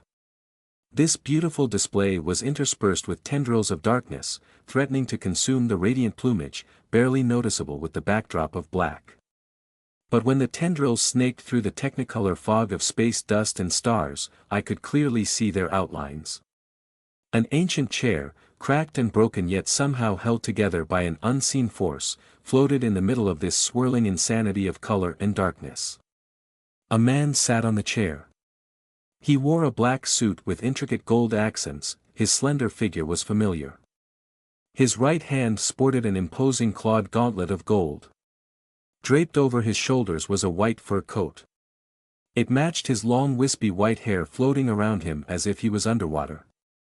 He wore a mask with a huge smile on its face like the mask of comedy worn by the muse Thalia from Greek myth, the mask used in theater logos nowadays, often paired with its opposing sad face mask.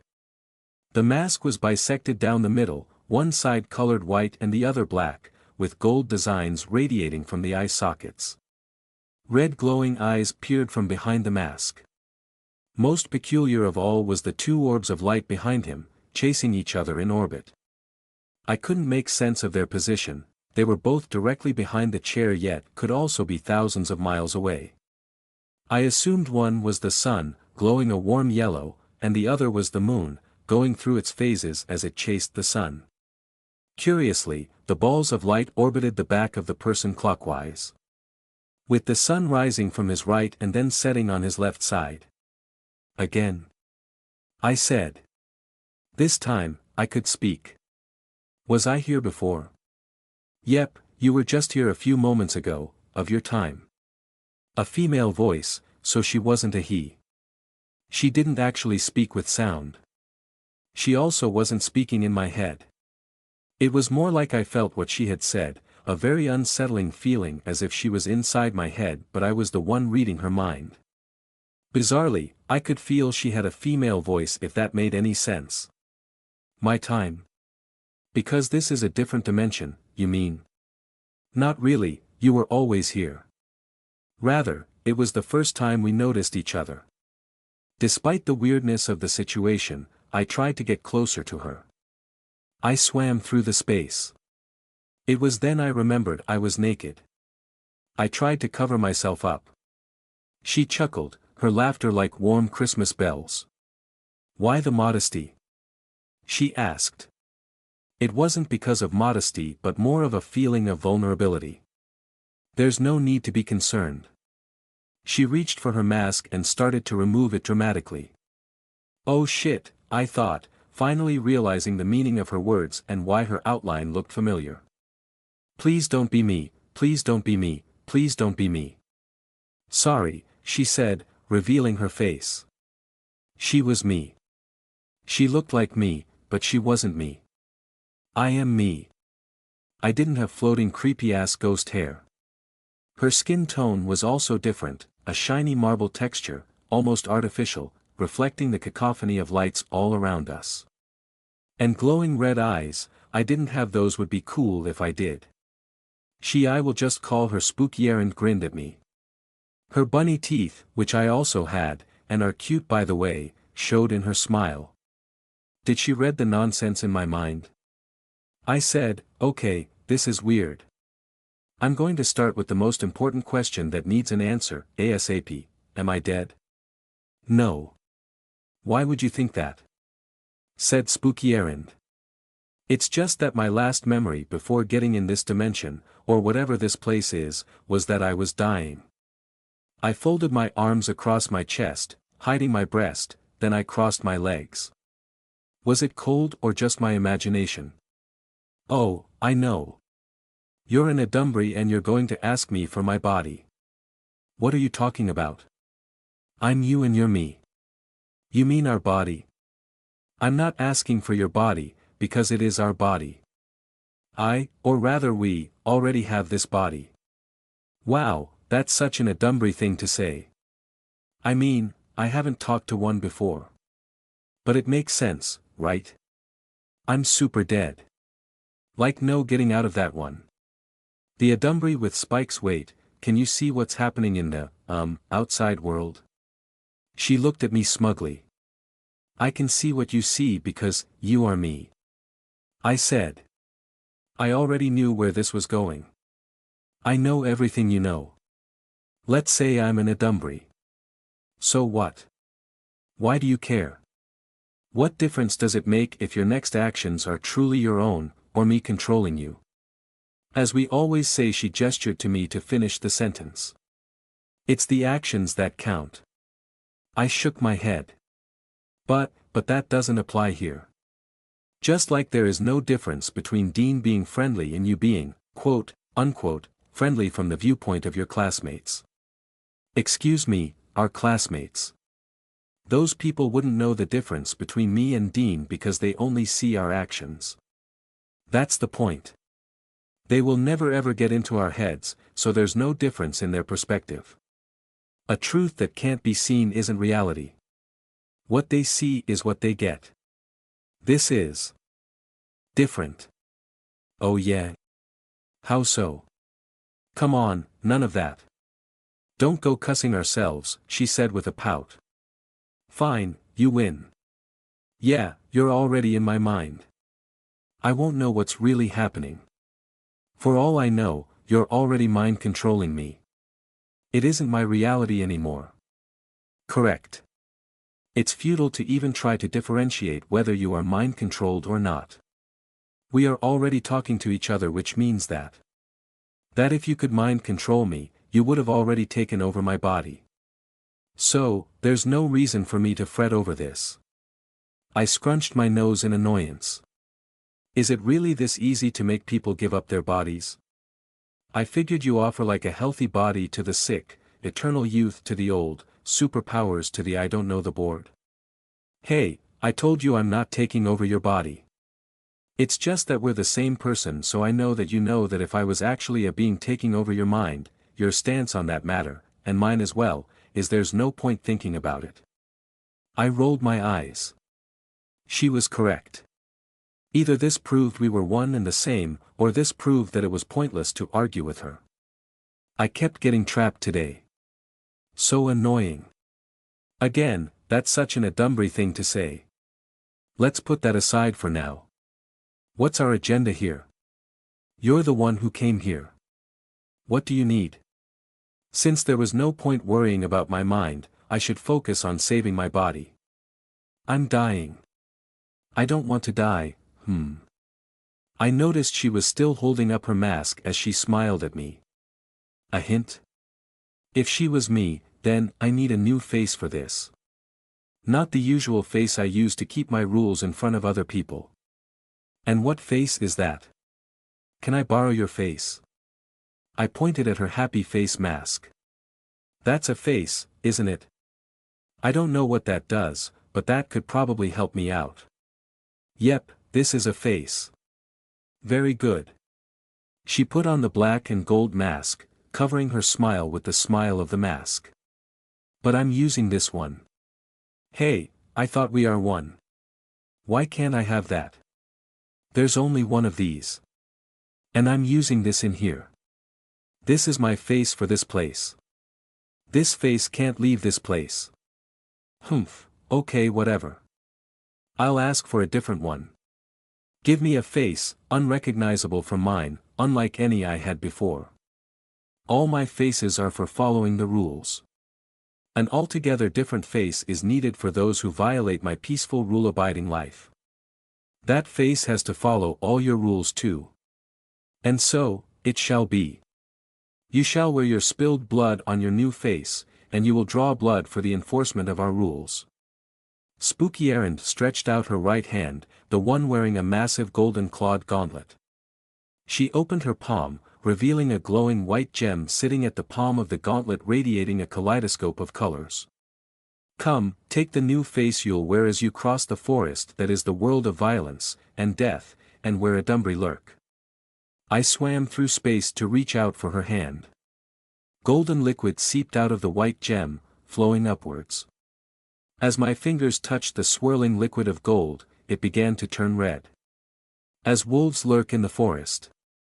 Wearing many faces, of gentleness, of guile, of disguise, of danger, of death, in turn, I wear the face of a girl covered by a cloak drenched by blood. A face of innocence, of beauty, of weakness, the face of prey, waiting for the wolves to bare their fangs at me, to strike, to pounce. Their ignorance will be their downfall, for as the wolves attack, they will know that the true wolf is me. I gulped for air as I came to, as if I had stopped breathing for some time, which I probably did. How long was I out? It even felt a little satisfying, like I had an intense abs workout and savored the burn. I grasped it, about to pull it out, but noticed my hands weren't my own. I was wearing black gloves that ended in claws. And I was now squatting. I was sure I stood straight up when the skewer pinned me to the locker walls. There was no space to pull out the skewer, as it was lodged into the locker door as well. I had no choice but to break it. Preparing myself, I clenched my jaws and felt a new sensation. Such insane power and exhilaration from flexing the muscles of my jaws. I twisted the skewer sidewise, breaking it with one hand. Immediately, I pushed open the locker door and extracted myself from the other half of the skewer still stuck to the back wall. The inside of the locker was splattered red, my blood-soaked shirt lay crumpled on the floor. I examined the part of the skewer I broke off. It had the texture of tree bark but was made of very hard material. There was a dressing mirror at the back of the room. Upon seeing my reflection, I jerked in surprise and nearly dropped the skewer. Staring back at me was practically a supermodel. About half a foot taller than my original height, my petite frame inflated into a curvaceous body. I wore a deep red hoodie with exaggerated animal ears on the sides of the hood over a bare midriff black crop top with golden patterns and high-waisted mini cargo shorts. It was like some insane teen fantasy story where the unassuming plain protagonist turns into the hottest girl in school. Unfortunately, I couldn't see if the fairy godmother made me beautiful too, because a mask covered the lower half of my face. It was a snout of some kind of animal with bared fangs, colored red, matching my hoodie with black streaks. The mask's design reminded me of an oni mask in a Japanese play I saw once, or of Indonesian masks my mom bought when we went to Bali for a vacation a couple of years ago. I asked Spooky Erin for a new face, and she did give me one. Well, a whole new body. Or transformed my original body more like. There was still the hole through my abdomen because of that stupid skewer. I touched the rapidly healing wound. Weird. I reached to remove the snout to check what was underneath. Let's see how I look. Or I would have said that, but the fanged mouth of my mask opened and instead emitted a deep growl. It wasn't a mask. It was my own mouth. It's an actual face. I held up the broken skewer, warm and pulsating. It was sort of alive. It grew out from inside my body, maybe from a fragment of the spike that hit me. I wanted to eat it. I placed the skewer between my jaws and bit down with all my might. My skull shook from the strength of the bite. I crushed the skewer into splinters. It tasted weird, like burnt food left too long in the open air. Bones would surely be an easy task for me to bite through. I wondered what else I could bite. I opened my jaws. What big teeth I have. The door of the room blew off its hinges with a crash, reminding me I had an adversary. I was the weak and injured prey. This time, we'll see who's the prey. The Adumbri walked in. There was a jingle, a thwomp, and a screech like the sound of metal rubbed against another. I guessed he checked a couple of locker doors if they were open and just decided to stab each one instead. The steady cycle of stabbing and pulling came closer and closer to me. I waited by the locker I hid in earlier. Judging by his footsteps, he was going to appear from the right side of the row I was in. Instead of hiding inside the locker, I left the door open, then hid on the other side of the door, waiting for him to come inspect it. When he reached my row, he rushed to the open locker, grasping the locker door, not knowing I was there, just on the other side, trying not to laugh or growl. He turned his back, scanning the rest of the room, wondering where I could be. I opened my jaws wide and pounced on him from the back, aiming for the side of his neck as I have seen the lions do in nature documentaries. My teeth pierced his chewy flesh. It was tougher than I expected given my bite force. Perhaps it was because he wasn't truly human anymore. Blood spurted out his neck and into my mouth as my teeth found his collarbones. With rage and glee, I bit down even harder and felt his bones crack. I ignored the smell, and worse, the metallic taste of blood. The thought made me want to puke, but I found myself enjoying it. The fun of chomping down my victim made me hold on to my bite. Arg! A female voice screamed. Wait. I mistook a girl for a dude again. I had no qualms killing men or women, but the surprise made me loosen my bite slightly. What pain! My wounds barely bled, and I could feel the heat of her blood coursing down my throat, strengthening me. A single idea came to my mind. I should eat her. Who are you? She exclaimed. She put pressure on her profusely bleeding neck. With her other hand, she retrieved a syringe from her pocket. I readied myself to evade if she would throw it. She stabbed herself with it. Are you the ones experimenting with Adumbry? What did you do to my sister? What the shit was she going on about? Huge applause though for still standing up after that bite, and Adumbry body was really tough. My head was filled with thoughts of eating her, to make her pay for the pain she caused me. You can stab me all you want, but you won't stop me from eating you. A burst of mist came down from the ceiling, accompanied by continuous ringing. The fire alarms. Hot pain on my legs. I roared in frustration, plucking the spikes off my legs. I ate them, the hardness was nothing to me, their warm albeit minuscule life force fed the needs of my body. The pain ebbed away. People were shouting in the corridor outside. Barb! Where are you? A man called out. We should get out of here before the police. What the hell? What happened to you? Burn this place. The woman I attacked earlier screamed. An Adumbry. Use your powers. Burn me. More enemies then. More food for me. I jumped out of the room with the anticipation of filling my belly with blood. Searing heat enveloped me, I held out my arms to protect my face and howled in agony. Who dared hurt me? I'm going to eat you too. Who is she? Said the man. Hold me. Up. The woman said. We got to run. Run, please. She bit me bad. The heat became more intense. The entire corridor burst into flames. I couldn't see what was happening. I couldn't see my prey. The unbearable blaze burned off my skin, my flesh, and I couldn't focus. I couldn't continue the hunt. Run out of the fire was the last thing on my mind. And I did. My first battle and my first failure felt heavy in my chest. Everett, MC, Everett gripped the steering wheel firmly as he drove. The sirens of a fire truck made him grip it even tighter, causing it to creak because of his strength. The fire truck came into view, weaved through the sea of cars, and blew past him. Only then did he realize he was holding his breath. He was as tense as the time they went out on their first mission against the Adumbry. Perhaps even more now because they had just set fire to a mall full of innocent people. His side mirror reflected the flashing lights of the fire truck getting further and further away, heading towards a pillar of heavy smoke rising to the skies.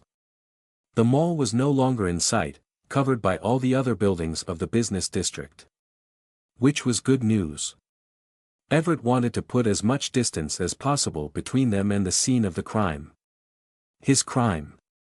Another source of stress, and perhaps more concerning, was Barb and the problem she had brought upon their group.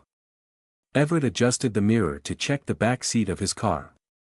Two women were sleeping. The one on the left had long blonde hair and wore intimidating corporate clothes. Everett had no idea who she was. All he knew was Barb wanted to kill her and another girl. Barb did scream it had something to do with Kelsey. No clue about that one either. Blank didn't mention anything about it. He knocked out this gorgeous lady with his mind blast when they saved her from the rampaging Barb, and told him to take her with them. He was going to do it anyway. Otherwise, she would have died in the fire. Everett didn't want the death of an innocent bystander, a beauty at that, on his conscience. He tried to drive away the thought that he might have injured, or worse, killed someone with the fire he started. This was all the fault of that idiot Barb. Compared to the peacefully sleeping girl beside her, Barb was twitching in pain, pale and sweating profusely. Everett shuddered to think what monster could have taken a chunk of Barb's flesh just like it was biting a cookie. He knew firsthand how tough Barb was. When they tested their powers, she could survive through his firestorm. That was not his full power, but he could cook normal humans with it. He had also seen Barb shrug off bullets and even point-blank shotgun blast to the chest when she had her spiked armor plate on. There was something wrong with her now. Her healing was oddly slow. As a temporary measure, he heated Barb's open wound. He planned to cauterize it and prayed he did a passable job. Hopefully, Oberon could patch her up later. Then they could all beat up Barb for endangering them. If they were exposed, they would be surely executed on the spot, whether it be by the Corbrings or the bid agents, whoever would find them first. His phone rang. Not his normal one, the secured phone Blank provided for them. God knows where he got these. "Hello, Oberon," Everett said. Finally, the lazy bum checked his phone and called back. "We have a situation. And it's bad. 8 messages and 12 missed calls." Oberon's sleepy voice answered. "You guys could have stopped after I didn't answer the first 2 calls. You know, I just put this phone on silent. Getting a call from you guys doesn't do me any good. How many times we told you not to put it on silent? You're our support. It's bad enough you try to skip out on our missions." Oberon sighed dramatically. "What is it this time, Everett? Don't call me by my name. Use the code name we have." "Fine, fine. MC then." "So, what's up, MC my boy, my good old chap, MC? How do I put this? Barb was trying to kill some people. I don't know who they are, don't ask. And we stopped her. What the foo? She shot her spikes everywhere. We were at Sanders Mall parking area, by the way." Wait. You guys are the ones who started a fire at Sanders? Huh. How did you know? It's all over the news. My notifications keep popping up. I shouldn't have subscribed to all this shit." Everett punched his dashboard, frustrated. Barb's moaned in pain at the back. He checked her, his stare lingered guiltily at his handiwork on her wound. What else could he have done? Barb's regenerative powers weren't doing anything to close the wound. Maybe it was infected with something dangerous. He had no choice but to burn the wound shut and hope she could take the pain. "We had no choice, okay?" Everett's usually calm voice was rising. "We can't go around pulling out all the spikes. And if we did, the cars full of holes will raise questions." It was an in-the-moment decision. And Blank and I decided on it. There might be fibers of clothes or hair or some DNA specimen of Barb that was left there, so we had no choice. We couldn't exactly comb the place. "So you burned it? That doesn't sound like a good alternative. Let's see, suspicious spikes or suspicious fire. Either way, it's gonna look suspicious. At least with this, we burned away any evidence Barb could have left.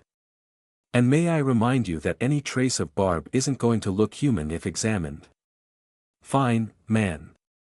So let's meet up at our hole of a hideout." "Yes, please. Thank you very much." It was a long drive to their hideout. An abandoned uncompleted building on the northeast side of La Esperanza. It was supposed to be the premier business district of La Esperanza, but the developer and the landowner had a dispute. It didn't help matters that the patriarch of the family which owned the developer corporation fell to the Adumbry temptation. He was carted off by bid agents and his children were locked in litigation among themselves and against the landowner for years, bringing any planned projects in the area to a standstill. A perfect place for their group to hide. All along the way, Everett fidgeted in his seat and incessantly tapped the steering wheel. He wanted to turn on the music because he couldn't take hearing Barb groaning in pain. But it also assured him that she was still alive. He decided to stick with Barb's suffering. The first floor of the building they used as their hideout was mostly open with only a few stretches of walls completed and the support beams and columns in place. Everett drove into the building to hide his car from sight. Oberon was already inside. Even in the partial darkness, Everett could pick out his features. A long oval face, proud eyebrows, and lengthy black hair tied in a ponytail. They always argued that this hairstyle was conspicuous, but Oberon stuck with it. Something about connected themes with his power. He leaned on the vintage motorcycle his grandfather used to own as he smoked a cigarette. Everett pulled up his car next to him. "Got you something?" Oberon said. He held up a plastic bag full of cheeseburgers from Beef Galore. "As apology, and to show I'm a caring and thoughtful person deep inside despite contrary reports." "Thanks a lot," he replied, his gratitude genuine. "I actually forgot I was hungry." "You had time to get these?" "Yeah. I know a lot of shortcuts, plus my baby here can fit through traffic." Oberon patted his motorcycle. "What's up with your cargo?" "Barbsy Doodle in mortal peril as usual and, whoa, a hot chick. An unconscious hot chick. I won't be an accomplice to your crimes ever, I mean MC. She's one of the people Barb was trying to kill. We can think about what to do with her later when Blank's here. Help me with Barb first." "Where's Blanky boy, by the way?" Oberon said as he helped Everett carry out Barb. He went to find the security room of the mall to wipe the recordings of the CCTV cameras. Might take him some time to get here because he doesn't have a ride. "Oh, yeah. Barb totaled his car when we attacked that drug den. Let's bring her to the room below." Everett looked at the blonde woman asleep in his back seat. "Let's do it here," he said. He pointed at her. "I'm not going to bring her down along with us and I'm not going to leave her there on her own." He started to lower Barb on a flat piece of ground dotted with grass, and Oberon had no choice but to follow suit. "What?" "I'm not going to do it here. It's so open. There's no one around." Everett took out his backpack from the trunk of his car to use as a makeshift pillow for Barb as she lay on the ground. "Exactly. So, leave that woman there. No one's here to kidnap counter-kidnap you, or some shit." Oberon's eyes darted around, trying to find any intruders. He always got antsy if he had to use his powers in an open space. Everett pulled out a burger, unwrapped it, and began chomping on it. Only then did he feel a wave of hunger overcome him. And boy, did the beef taste good with its juices running down the sides of his mouth. He said to Oberon, "Look, I'm already refueling myself. I promise I'm not going to let anyone get to you. Like the time I got shanked at the bathroom of the Baccarat. I swear I'll protect you, even if I have to burn my own body as fuel." That seemed to get to Oberon because he simply nodded. Oberon wasn't the most trustworthy guy around, but he was there when it mattered, and he could differentiate when it was time to clown around or to get serious. Everett always counted on this fact when the going got tough. Oberon took out the thick black knee pads he kept in the inside pocket of his leather jacket. He put them on and knelt on the dusty ground. With hands outstretched as if in prayer, he closed his eyes and began to chant. Gibberish was all it was to Everett, and the words probably didn't have any meaning at all. With nothing else to do, Everett decided to sit on the ground and continue to eat. The cheeseburgers satiated his grumbling stomach. He used up his massive breakfast, morning snack, as well as the light lunch he gobbled on the way to Sanders to fuel the firepower he'd used earlier. Terribly inefficient, but Blank assured him he was multitudes more efficient than a coal plant at extracting energy from mass. Energy which he could only turn into heat. The burgers Oberon bought were a welcome gift.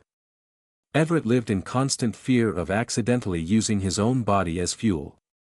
After 10 minutes of chanting, Oberon suddenly fell silent. The temperature of the air plummeted and the wind seemed to blow from every direction.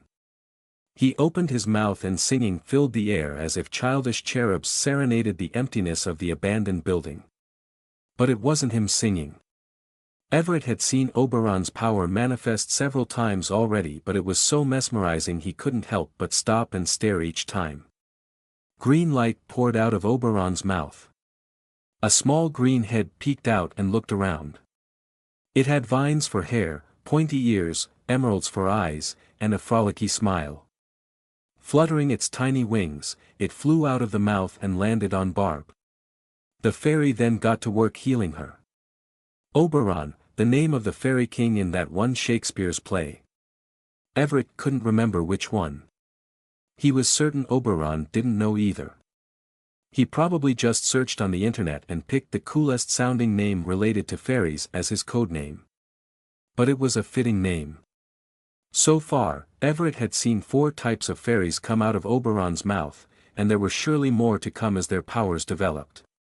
It would take maybe half an hour for the green fairy to heal Barb to full health given the severity of her injuries. In that time, Oberon would remain in his kneeling position, unconscious. However, before the time was up, their blonde captive, she was a captive, right? Would have already woken up. Everett didn't know what to do with her. He supposed their only choice was to wait for Barb to regain consciousness. Only then would they have answers why she attacked this girl, and who attacked her, since he barely caught a glimpse of their enemy before he heated the corridor and made it burst in flames. He looked at the bag of cheeseburgers, having eaten 4 of them.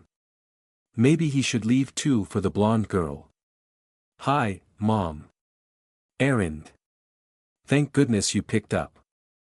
I couldn't contact you. I thought something bad happened to you. I was inside the elevator, Mom. Now, I'm walking to my room. Is that so? You gave me a quite scare, dear. I saw the fire on the news. Fire, the mall near your school. Sanders, you mean? Really? It's on fire? I said with fake shock. I stopped in front of the door of my room and took out my key card. It was, fortunately, safe inside my wallet along with my credit cards, school ID, and other important stuff. On the unfortunate side, all the other things I left inside Dean's car were probably already ash. My bag, all my notes, those were not a big loss. I could just buy a new cheap tote bag and reprint my notes. Good thing I didn't bring any of my expensive law school books today. But what pissed me off was my foldable bike getting burned. I had to take the bus from the train station to get home. I absolutely detested sitting close to people on the bus. The train was fine, I always stood in the middle, holding on to the grab rails. The bus passing by my apartment, regrettably, was nearly always packed, which was why I'd rather ride my bike. And now, I didn't have a bike. Yes. It's on the news, Mom said. Cheryl, she's my new assistant, by the way, cheery girl, you should meet her. Where was I? I rolled my eyes. Cheryl. I said to Mom. I pressed my key card against the lock and it clicked. My room was dark because I always closed the heavy blinds. I flicked the lights on. Oh yes. Cheryl, she said she saw it on the internet, and then she showed me. I was panicking because I know you go there sometimes. Thank the Mother Core, you're safe. I didn't know about it. We had a meeting for a group report after my class this morning. I have a bit of headache, so I decided to go home right after. A headache? Aspirin and a couple hours of nap would do you good. Also drink plenty of water, dear. All that late night reading strains your eyes. Take care or you might have to wear glasses before you graduate. I felt around my eyes. Shit. I dropped my glasses somewhere. When I wasn't concentrating on putting up a face for someone, I sometimes forgot certain aspects of my face, like my fake glasses for example. I didn't realize I lost it until now. I will, Mom. Don't worry about me. I will worry about you, I'm your mother. Promise, after my convention in Switzerland I'll visit you for a few days. Is that okay with you, dear? We can go shopping at the mall. Oh, the mall is burning. We can go to other malls. Or I can just tour you around the city. Sounds great, dear. I'm inside my apartment now, Mom. I think I'm going to order lunch. Thanks for calling. Have your lunch and take a rest. You should also check on your friends if they're safe. Love you, Erin sweetie. One friend is probably dead. Yes, Mom. I said. I hesitated then added. Love you too. Passing by my wall mirror, I caught a glimpse of myself. Every morning, before I went to university, this was my last stop, checking my outfit, makeup, and hair. Funnily enough, this was the first time I was wearing a different outfit than the one I left the house with. The pink blouse with puff sleeves I took okay, I shoplifted was too striking for my taste and also a couple of sizes too large for me. But it did its job of covering the splotches of blood, my own blood, on the upper part of my jeans. I raised my blouse to reveal the smooth skin of my abdomen. No holes, as if I wasn't turned into shish kebab earlier. I should remember to avoid getting injured in front of other people and healing too fast or getting myself in a situation where I'd be forced to get tested. Any future medical examinations should be avoided. Employers required medical certificates, ugh. That was if I could even hide my secret and survive until graduation. Would you look at that, the campus legend that anyone who studied in view of the Black Spire by the sea wouldn't be able to graduate might have some truth to it. Still, my super regeneration was a minor concern at present. This was only the start of my bodily transformation. I opened my right hand and grimaced. Protruding from the left portion of my palm was a tiny white crystal, about the size of a pinhead. It reminded me of the crystal on the golden gauntlet Spooky Errand wore on her right hand. I had no clue what to do with this one. A band-aid? Makeup? A pimple patch? I turned on the TV and switched to the local news channel. Sure enough, there was live coverage of the fire. 9 injured, 2 serious, and the authorities weren't sure if there was anyone left inside the burning building. Tuning out the news, I focused on my 2 concerns right now. First, getting discovered as an Adumbri. I am an Adumbri, right? If the authorities were onto me, then I should prepare to run away and live the rest of my life in hiding. Wow, that's such a hassle. Second, there were Adumbri who wanted to kill me and I had no idea why. There was nothing on the news about the possible suspected arsonist. But I knew the fire was caused by the ones after me. If the fire was only in that employee's corridor, how did it spread all over the mall so fast? When I got to the first floor, people were already running away and smoke was everywhere. They started fires in multiple locations. Did it mean they had 2 objectives? Burn the mall, and also kill me? I couldn't make heads or tails of this, but, at the least, I could reasonably expect the police and BID wouldn't come looking for me anytime soon. My would-have-been killers wouldn't want to be caught either, which meant they'd cover their tracks, indirectly covering any evidence leading to me. Maybe that was why they burned the mall. Breaking news. Blared the television, intruding in my genius detective brain time. Update on the ongoing Madagascar crisis. An Adumbri has just been categorized as a Kregan. We are informed by the spokesperson of the United Nations Security Council that the category Kregan Adumbri is currently roaming the southern part of Antananarivo City, capital of the French Protectorate of Madagascar. The screen then showed grainy footage of a gigantic Adumbri, around 60 feet tall considering the height of the buildings it was demolishing. It was vaguely humanoid, except it had 6 forearms, 3 branching out from each elbow, ending in hands with dozens of spindly claws. Stretching out its arms, it paraded through the street with a huge grin on its withered, almost mummy-like, disgusting face.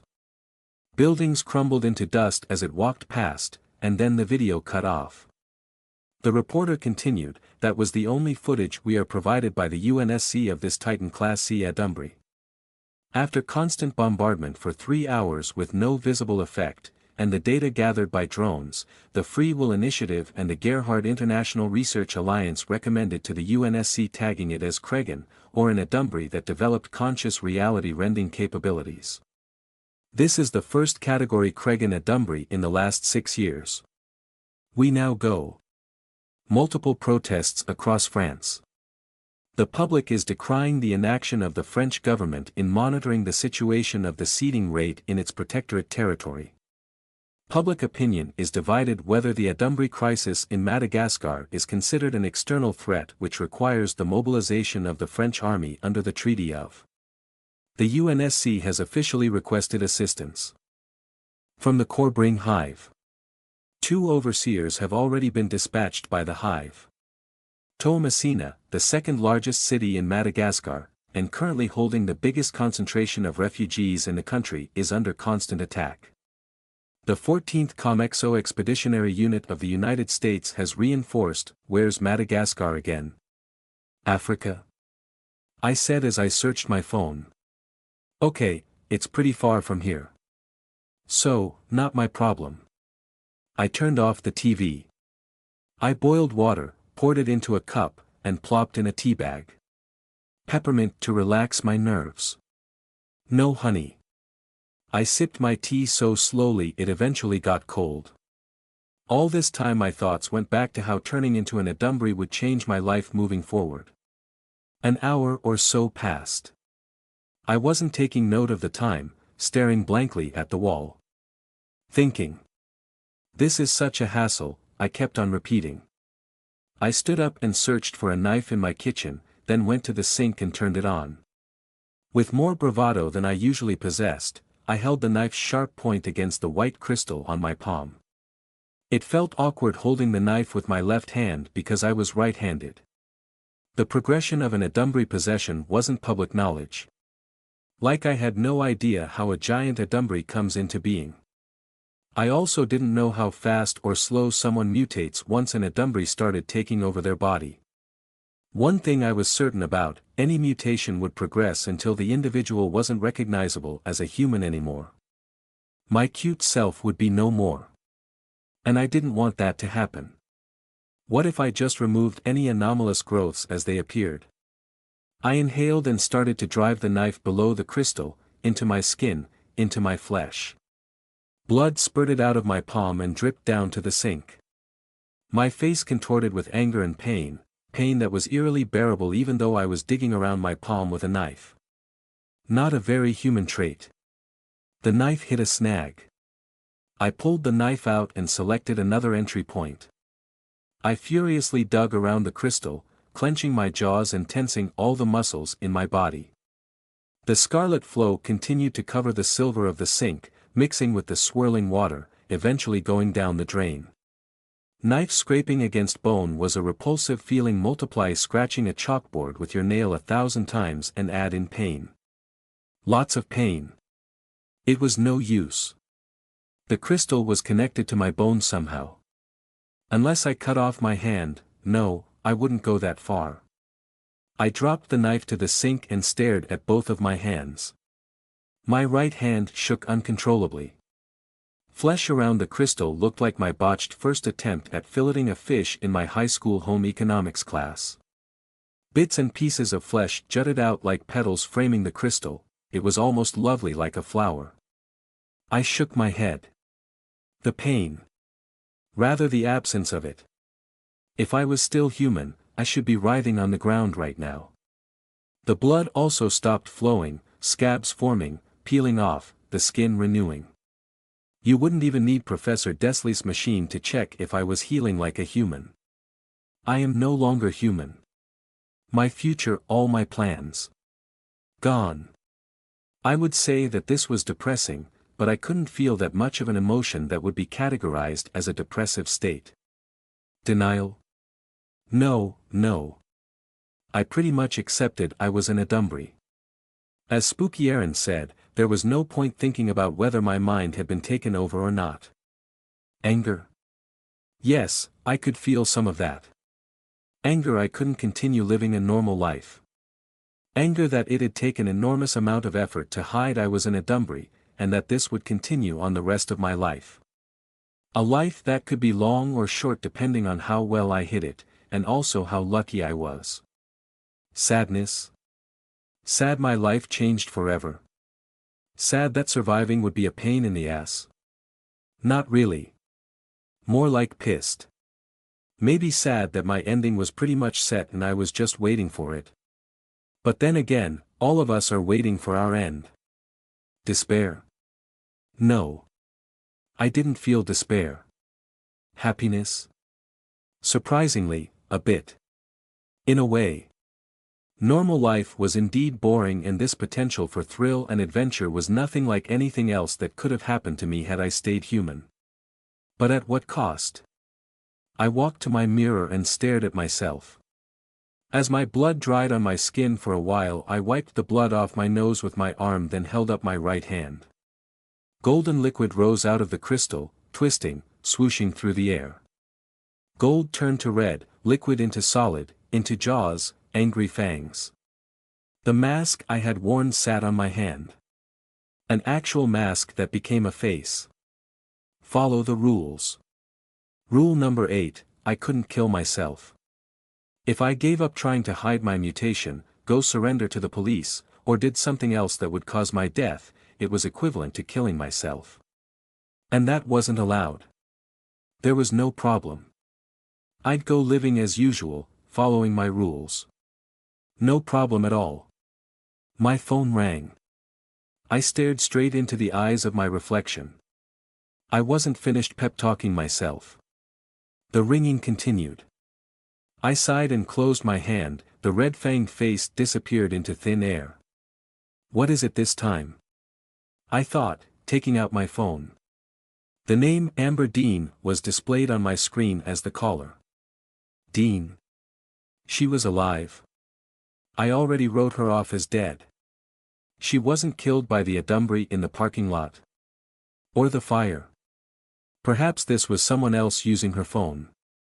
My finger hovered over the answer button, unsure whether to take the call or not. Dean could also be at the hospital and someone was using her phone looking for friends or family members. But what if this was one of the people who attacked me and they had her as a hostage or something? I had to answer this before I could decide on my course of action. Okay, what was the appropriate emotion for this? Remember, I didn't transform and fought in a dunbury. I was just a normal girl that escaped a fire and didn't know shit about anything. Upon seeing this call, I wasn't going to assume this was a trap, I'd think this was really Dean. So distressed. Distressed, come on, girl, show me distressed. I answered the call, Dean. Where are you?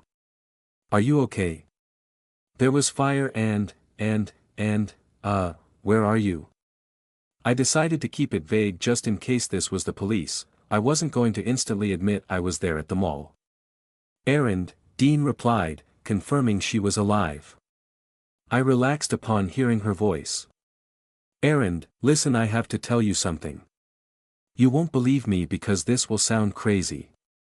But I need you to trust me on this one. Trust you on what? I don't understand. My forehead wrinkled as I checked the screen again.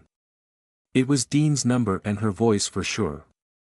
Dean, are you alright? The fire, yes, I'm alright. What do you mean? She interrupted with a raised voice. The fire at Sanders Mall? Did you also see it on the news? What's that got to do? I trailed off, encouraging her to continue. Oh, you thought I went there? To the mall? Yeah, I did. My bad. If I got this right, Dean also didn't want to say anything incriminating over the phone. There were rumors that calls and messages were recorded by telecom companies so the Bureau of Interdimensional Defense could review them in Adumbrey investigations. Then I thought of a more sinister possibility. What if someone was threatening Dean on the other side of the phone and she was speaking in codes, asking for help? I wasn't going to help her if it would be detrimental to me. I did plan to catch up with Adrian and others at the mall. She said. I even wanted you to come, remember? But you refused as usual. Dean sighed with as much drama as she could muster. Turns out you're right. I do hope there are no casualties in that fire. I said, sounding like a decent human being that cared about others. I hope so too. We're fortunate to avoid getting entangled in another difficult situation today. Then she continued slowly, stressing every word, Kelsey's disappearance is one case too many to be involved in within a day, right? Not just within a day. I said. For a lifetime more like. You don't even know the half of it. The half of what? Of the thing with Kelsey? The reason I didn't go to the mall was that a lot of things happened after you left. Things connected to Kelsey's case. That's what I've been wanting to talk to you about. Wait a minute. Where are you now? Huh? Yes. I did. Dean said in a flustered tone that meant she didn't, apparently realizing only now that some of our fellow 1L students might be charcoal. I didn't actually care if they were still alive, I only wanted to rattle Dean because I was annoyed she caught me off guard. She clarified, I only texted them, but I'm sure they're fine. I'll call them after this. I contacted you first because I'm worried that creepy guy might have followed you home, so I immediately called you when I was able to. What did she mean by when she was able to? How much time had passed since I left the mall? Over 2 hours already, relayed by my cutesy pink and silver wall clock. Not a pip from her for over 2 hours. And what was she talking about now? What creepy guy? I asked. The creepy guy that, we met earlier. You remember? Dean said. The guy who harassed us. Only one thing came to mind as this creepy guy, the Adumbrey in the parking area. Ah, that guy. I remember him. Right, Dean didn't know our attacker was a woman. She still assumed she was a dude. Harassed us. Yep, he harassed us at the train station when I dropped you off. She had dropped me off a couple of times before at the train station at the end of the main road connecting Alois University with the city. We were besties that way, I guess. I wasn't exactly checking, but I didn't notice anyone following me once I got on the train. I said with a fake uncertain tone. It was a pretty uneventful ride. I just listened to lectures and forgot about that creep. Oh, errand. It's like you're never flustered by anything, ever. That's so you to immediately forget about stuff like that. Do you even remember those 2 guys who stopped the creep? If the creepy guy was the Adumbrey that attacked us, then by 2 guys Dean should be referring to the people in the car that bumped the Adumbrey. They might have helped her afterward. You mean the ones inside the car? I asked for confirmation. I didn't know there were 2 of them because I had to rush to her catch the train. Yes, those guys. They blocked the creepy man from chasing after us outside the station. After you left, they shooed that creep away and then he ran off. I was so scared that he might have gone after you. I'm fine, don't worry. I said. Hang on. Do you mean to say that those 2 guys were able to fight off the How was that possible? They did. I know what you're thinking right now. We'll talk about it later. Just trust me when I say, they kind of know how to fight people like that. They're fighting the creep and his, gang. There are many of them. A vigilante group hunting Adumbrey? Were they like ex-military or something to be able to do this? Normal people couldn't fight Adumbrey. This was all sketchy as hell. Where are they now? What happened after all of that? There might have been others like that creep, so they offered to protect me. They're not random guys. They helped us. They're still strangers. Ah, yeah, I didn't know who they were. Why did you go with them? But they're friends of Myra. So, not complete strangers. Huh. Myra? What's she's got to do with all of this? Don't worry, we can trust her. Dean said to someone on her side of the phone. She understands it. She didn't sound like she was forced or being held hostage. People were arguing, it had something to do with Dean's revelation that Myra was with them. She's not going to trust us otherwise. I heard Dean claim. Is everything alright over there? What was that about Myra? Like I said, they're Myra's friends.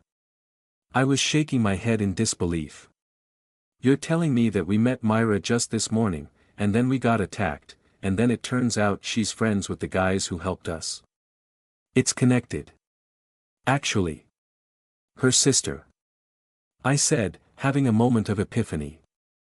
This is connected to her sister, isn't it? That incident this morning? Something like that. Myra came rushing to our location after hearing from her friends that someone tried to attack us. She was close by.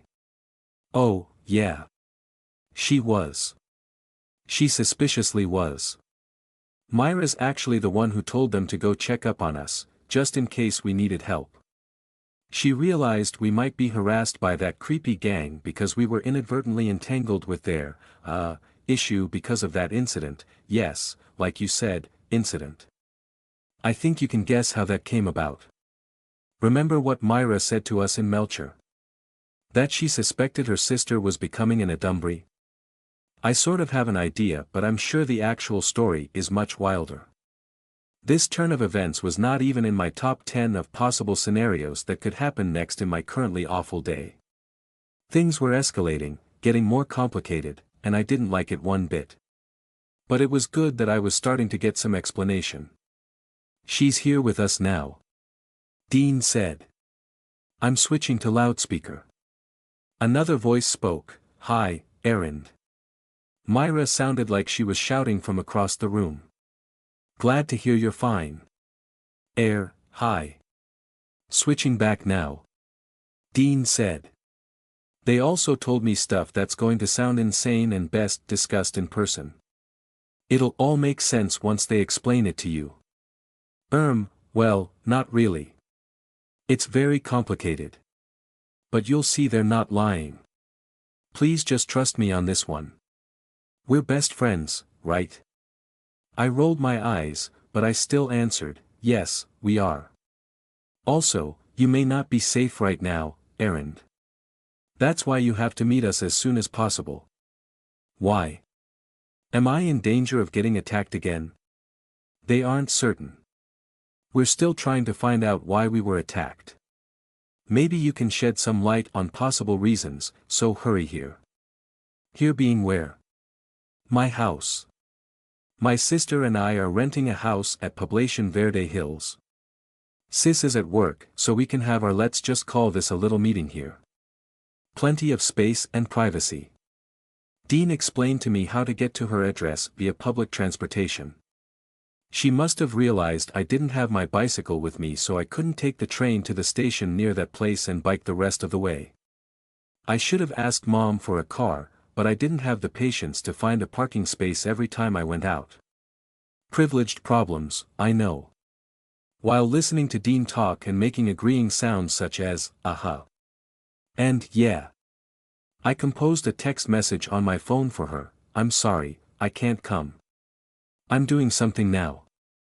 I didn't send it yet. Got that, Erend? Yup. I said. I'm just going to message a friend who invited me for coffee this afternoon to say I can't come. Oh, is that a guy? Dean said.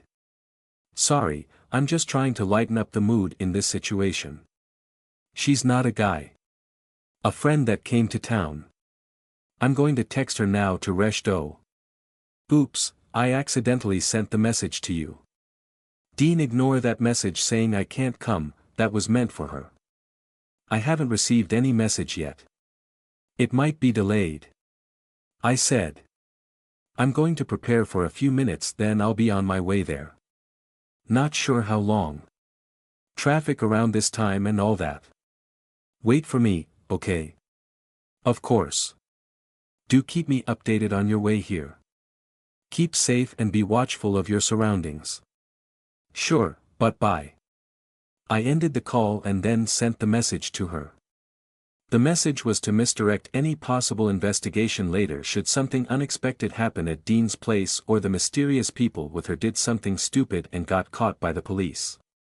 If Dean's phone was examined, the police would see we had a long call and I might be suspected for whatever shit. That fake message would be a big help in dispelling suspicions towards me. On the other hand, if I ended up meeting with them, I already had an alibi, albeit a weak one, if I had no choice but to kill them. That included Dean. This was a dangerous situation I found myself in, so I wasn't discounting any possibility of murder to save myself. I smirked. Look at me, getting superpowers and plotting to kill people. Now to go or not to go? That is the question. I walked over to my mini living room and sat on the cold tiled floor in front of my glass table. Let's take a step back and think about this thoroughly. I only half made up my mind when I agreed to meet with Dean and her new pals. To give me time to think, I told her I might be delayed because of traffic even if there was barely anyone riding the train going to her place this time of the day. If not going was the best course of action, I already gave Dean that fake story about a friend wanting to meet with me. I could tell her the friend showed up and I couldn't refuse. Visualizing the situation helped in thinking. Picking one of the stones strewn at the base of the fake potted plant sitting in the middle of my table, I said, okay, so let's say this is the police. After a few seconds of consideration, I placed the police stone far from me. There was zero chance of this being a police trap. If the police, or even the bid, got a tip of an Adumbry running around in the city Pretty Little Me, for example, then they'd already be here, busting down my door and arresting me. Or, killing me on the spot. Going a step lower, if I was suspected of only aiding or hiding in Adumbry, or even merely coming in contact with one, they'd still arrest me as soon as possible, interrogate me, test me, find out I wasn't human. Boom. Dead. Speed was imperative in Adumbry extermination, the bid wouldn't waste time with all this nonsense. I picked a handful of stones. These were Kelsey's and Adumbry stones. Our attacker was female, vaguely familiar, and most likely in Adumbry. I heard her mention about a sister. Candidates. Kelsey, duh. She was the only one I could think of that fit the bill. How about this theory? Myra suspected Kelsey would attack us for knowing her secret and sent her friends either to rescue us or stop Kelsey, or both. This would explain why the guys in the car weren't killed. Kelsey recognized them. Given that premise, there were a few possibilities. Stone numero uno, Myra's group genuinely wanted to save Dean and me from Kelsey. Who knew what was going on inside the head of Adumbry? And that was one vote for going. I set a stone down in front of me. This was the go to Dean's home pile. Next possibility, they were going to report us to the police. Which was dumb. They'd be endangering themselves along with us. I placed this stone beside the police stone for being improbable. Third. Myra's group planned to kill us to keep Kelsey's secret. This didn't make much sense because they could have already killed Dean then just ambush me at school or find out where I lived and attack me here. Anyway, if this was the case, wouldn't it be better for me to make a move before they did? They'd assume I was a normal human, I'd have the element of surprise on my side. If I didn't go there now and kill them, I'd be constantly looking over my shoulder for an attack. I wouldn't be able to get a good night's sleep. Another for the go to Dean's home pile. The story they gave to Dean could be the truth. A secret vigilante group fighting Adumbry. All sorts of idiots on this planet. They wouldn't be normal people, for sure. Possibly human with enhancements or bio-augmentronics. Should I go there then to ask for help? But if they found out that I turned into an Adumbri, they might kill me. However, the benefit of gaining information heavily outweighed the risk. I simply had to be very careful not to reveal my secret. One more point for the Gotadin's home pile. On the other end of the spectrum was the possibility they were a group of Adumbri. One of them couldn't control itself, and we were just at the wrong place at the wrong time. Now, the rest wanted to silence Dean and me. It'd be hilarious if this was the actual situation. If so, shouldn't I reveal myself to them and ask for, I dunno, tips on how to hide being an Adumbri while continuing with my life? I honestly had no idea what a group of Adumbri would do. To the Gotadin's home pile this stone goes. In between these two extremes was the possibility that Myra's group were just normal humans but engaged in something illegal connected to Adumbri. Black market trade of Adumbri parts. Our attacker was an escaped Adumbri they were about to harvest. Something like that. This was more common in Asia. Bottom line was, this group would want to silence me. If so, I needed to strike first while I had an ace up my sleeve. Thus, the Gotadin's home pile rose higher. Or I was just extremely biased in my arguments for going there. And the reason for that was rule number 4. Also known as reactive bothering. Still, the two guys had a hand, albeit indirectly, in my present quandary. Rules above all. Nonetheless, I went through the mental exercise of considering all the possibilities and consequences because of the main weakness of my sort of people that I was trying to be mindful of. People like me usually planned in terms of achieving goals and not in terms of possible negative consequences. That was why most serial killers commit hit insane acts which would make a normal person wonder if the perpetrator just wanted to get caught. It wasn't about wanting to get caught, but not even thinking of getting caught. And I usually suck in seeing danger. I went into my bedroom to change my clothes as I'd been wearing my blood-stained jeans and a stolen blouse this whole time. I was about to go out of my room when I stopped and did an about-face. I was missing something. Some of the scenarios I considered earlier would require me to kill people. If I was up against a large group of criminals or something like that, then I might need to escape and go into hiding for some time after disposing of the people at Dean's house. I rummaged around my closet and took out a small backpack. A bigger bag would be better, but too suspicious to lug around. I threw some comfortable tops into the bag, a couple of pairs of shorts, pants, a few pieces of underwear, and a thick jacket which I rarely wore because of the generally warm weather in California. Living under a bridge might be unavoidable in the future, and this jacket could be my blanket of sorts. I had to roll it up real tight to fit into my already cramped backpack. Women's necessities should also not be forgotten. I jammed them into any space left. Lastly, I squeezed the first aid kit Mom bought me, which I had never used before, into the front flap of the bag. I had enhanced healing abilities now, but who knew, I might need it. On my way out, I caught a glimpse of myself in the mirror. Glasses. Forgot about it. I went back to my room to get a spare. I always had a couple of them lying around since I had lost them a few times in the past. These fake glasses were cheap anyway. While walking to the elevator, I texted Mom that I decided to go out to eat instead of having food delivered. She replied, "Take care, Erin sweetie. Be mindful of your surroundings." Mom still had the unexpected fire at the mall in mind. You never know when you'll be in a dangerous situation. She ended her message. True that, Mom. True that. I tightly hugged my backpack in an attempt to mask the sound of my rumbling stomach. Did the taxi driver notice it? Would Dean have some food later? I was about to buy a Caesar's salad wrap in my favorite store, Salad to Go, a block away from my condo, when I realized it would entail a receipt, which wasn't ideal if I wanted to keep my whereabouts as vague as possible. It was also the reason I took a cab. There were security cams at the train station, tickets would show where I went, plenty of people to see me. With a cab, there was only the driver. And anyone trying to investigate me in the future would need to find this specific taxi first to trace my route. I didn't even use those ride-hailing apps.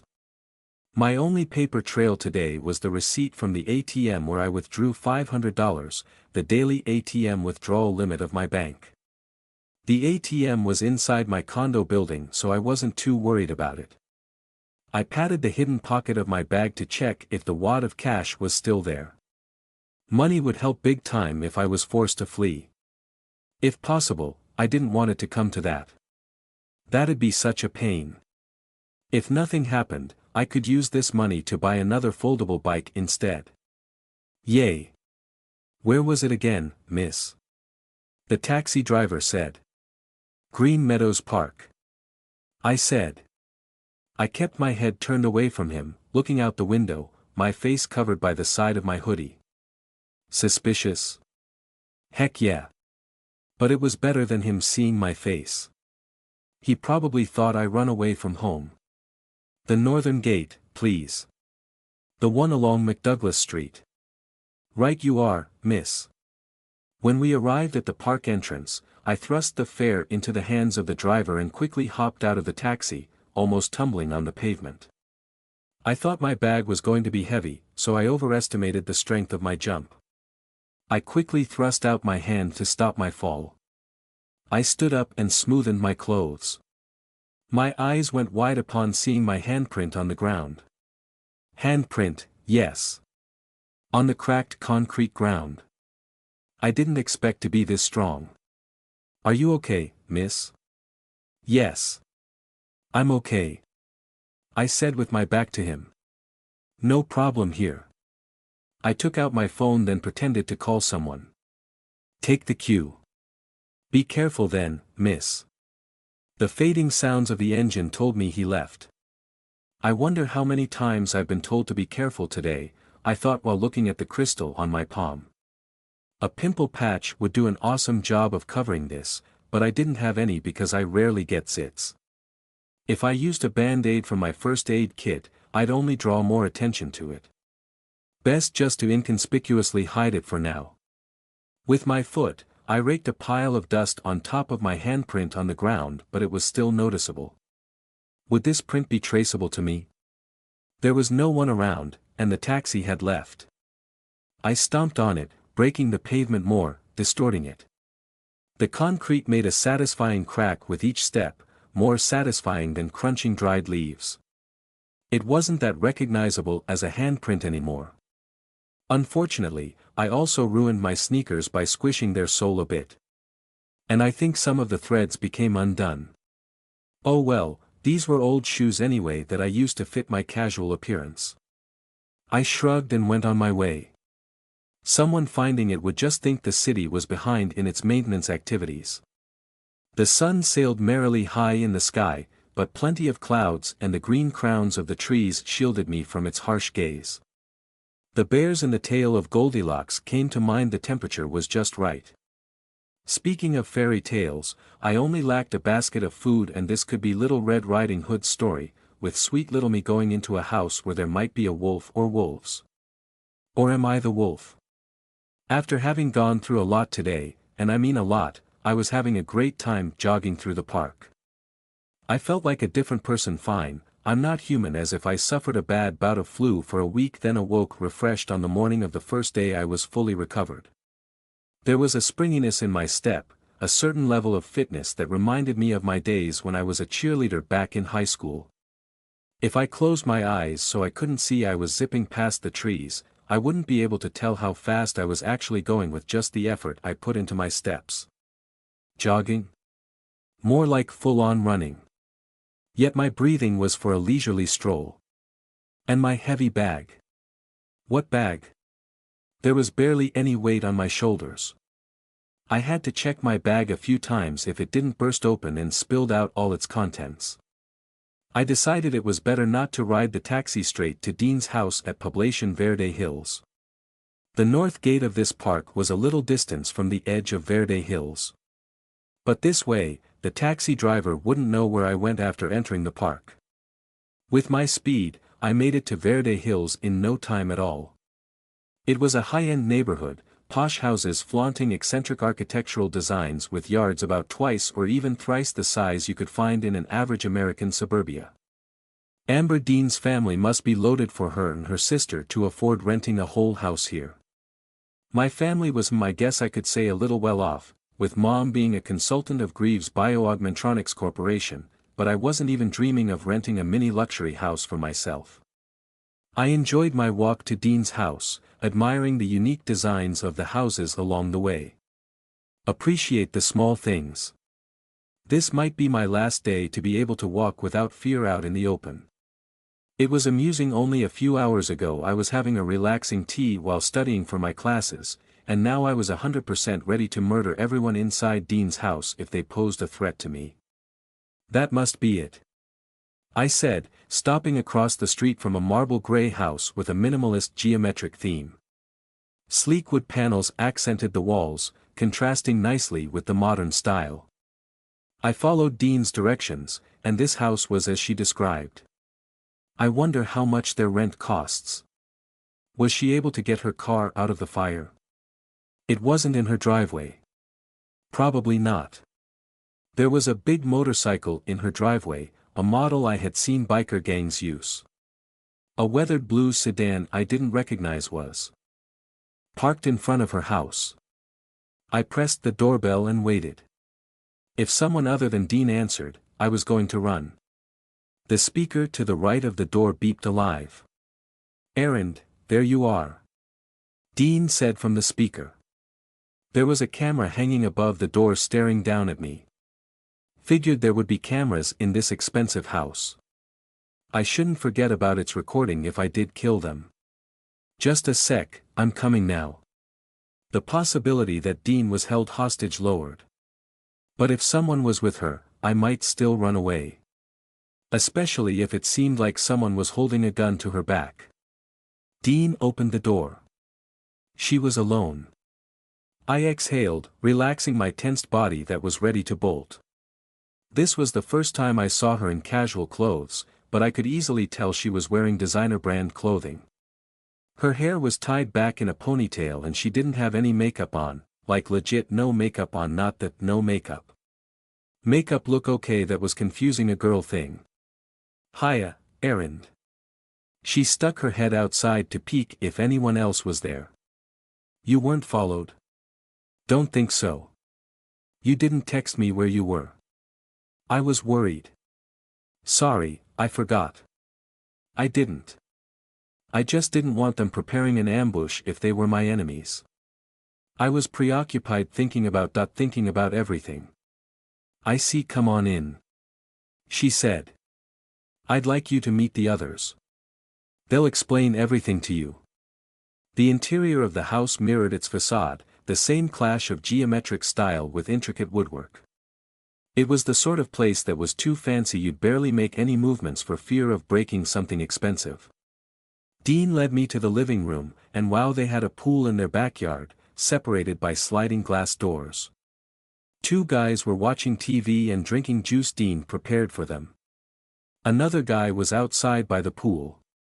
"Where's Myra?" "You said she's here." I gripped Dean's arm like I was nervous. The blonde guy lying on the sofa was flipping through the channels when he saw me. "Oh, you're here," he said, switching the TV off then standing up. He appeared a bit under the weather, cradling a bandaged arm. He had an immovable serious face he unsuccessfully tried to mold into a friendlier one, his steel blue eyes piercing mine. Was he the leader of their group? "Myra's here." She. He looked around. "She's in the bathroom," Dean explained, fixing something, or so she said. Her injury. "She'll be here in a bit, don't worry." He adjusted the sling over his shoulder, trying to offer me his right hand, the bandaged one, to shake, decided against it then offered his left instead. "You must be Errand. Nice to meet you." "Too much forwardness, oh great leader," a different voice loudly said. It belonged to the guy with a ponytail smoking by the pool. He crushed his cig beneath his boot and went inside the living room, closing the glass door behind him. Don't litter here, Obey, said the guy sitting on the right armchair. Sorry for that, Amber. There was something in the way he stared at Dean. The shape of his muscles was visible under his tight black shirt, and his olive skin helped emphasize his sculpted forearms. Was this guy intentionally flexing his muscles so Dean would notice him? A normal day in the life of Dean. Yeah, sorry. Ponytail guy, who was apparently Obey, sat on the couch. Just a habit, I forgot myself. I was getting entertained here by our leader putting moves on the cute lady newcomer. Blue Eyes looked at his hand and put it in his pocket. I wasn't making moves on her. Get serious, Obey. My cue here should be to blush, but that was a skill I hadn't practiced yet. I could cry on cue, but not blush. He said to me. I apologize, I should have introduced ourselves first. I'm Dario. Everett, said the muscled Mediterranean guy. Rio, at your service. Ponytail said, twirling his hand as a greeting. Hello. Oh, I already said hello, right? I'm Aaron, but I guess you already knew that. I stammered. I thought your name was Obey. I asked Rio. My real name's Rio. Obey is short for Oberon. My code name. Code name? Yeah, we got code names. Rio said. We all do except for one guy in our group who didn't want to pick one. To hide our identities, you know. Feeling like we're in a superhero story, woohoo. How about you take a sit before I explain? Dario said. You must be tired from traveling. I vigorously shook my head and stubbornly stood behind Dean. She waved for them to continue. I'll remain standing too. Dario said. Superhero names are supposed to be famous even if the public doesn't know who they are behind the mask. That doesn't translate well in real life. For our continued survival, we prefer to hide both our code names and real names from the public. Rio snorted. It's a lame type of code name. We also have lame masks. Black ski masks from a thrift store. Are we robbing a quality mart? Our code names are primarily so we'd have something to call each other during missions and not use our actual names. When we plan or discuss something that's not so legal, we use our code names as a matter of practice even if there's no chance anyone can overhear us. It's a good habit to cultivate. I think we're going to make an exception for now so you won't get confused with us. So, we're going to call Obey his real name, Rio. Everett is particularly anal about that. Rio said. But I see the point. Who knows if someone inserted a bug up your ass? Really mature, Obey. Everett dryly said. Rio. Right, we're not using code names. Dario added, picking a codename for ourselves also fosters a sense of belongingness and a connection to our powers. My codename is blank, for example. Very well thought of codename, oh great leader. It's like you spent 5 minutes on that. Rio said, chuckling. Give me some credit here. Oberon. King of the fairies. Well, for fairies for now. I even grew my hair long to build the motif. Would really help a lot in theming if I was a white guy, like a Scandinavian or something. Take Dario over here. Just grow his hair long and he could sell this whole fairy king thing. Unlike me. I don't think the Japanese have fairies like the Western ones. More like spirit creatures. What's wrong with my codename? Dario said. You spent 5 minutes on the internet searching for cool fairy names. Everett's codename's the one with some thought put into it. Codename MC. Everett said. Tell them how you came up with it. It's really cool. It's short of E equals MC squared. Einstein's equation. E equals MC squared. MC. Something like that. Do you guys kind of see it? My power has something to do with mass energy equivalence. That is pretty clever. Dean said, making Everett's face brighten. Yes, with our abilities we can fight. Just to be clear, by powers, you mean superhuman abilities because of performance-enhancing drugs. I looked them over from head to toe. Or do you have like OGs, bio-augmentronics attached to you? No, nothing of the sort. Everett said. What we have, Rio said, are powers that can't be explained by science. I faked a gasp. Are you guys the same as the one who attacked Dean and me at the mall? I was already thinking about what to do next. Do I say, hey guys, I'm actually one of you? Are you a Dumbry? No. Everett and Rio protested, in varying degrees of agitation. Everyone relax. Dario said, putting his hands on their shoulders. They subtly tried to lean their bodies away from his hands. She didn't mean anything bad with that. Isn't that right, Erend? I nodded my head.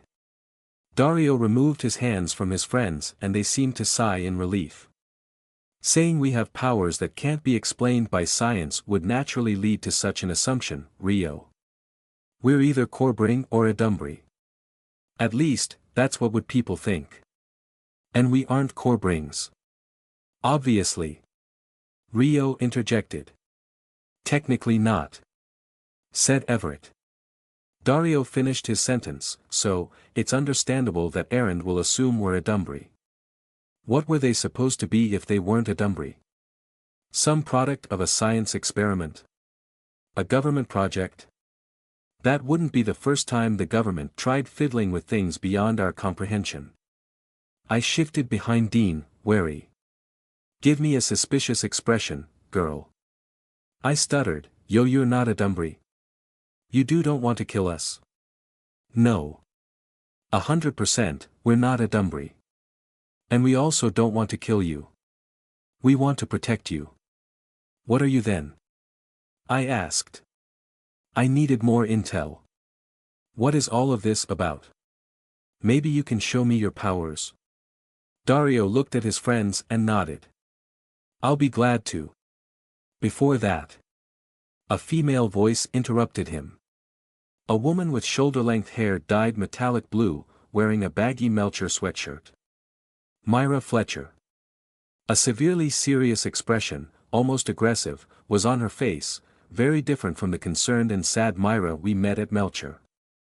Before any explanations and stuff about our powers, let's hear first about what happened at the mall from Erin's perspective. Wait a goddamn minute. Did she say our powers? She has powers too. And here comes Myra. Rio said. Codename Barb. My ears pricked up. Barb?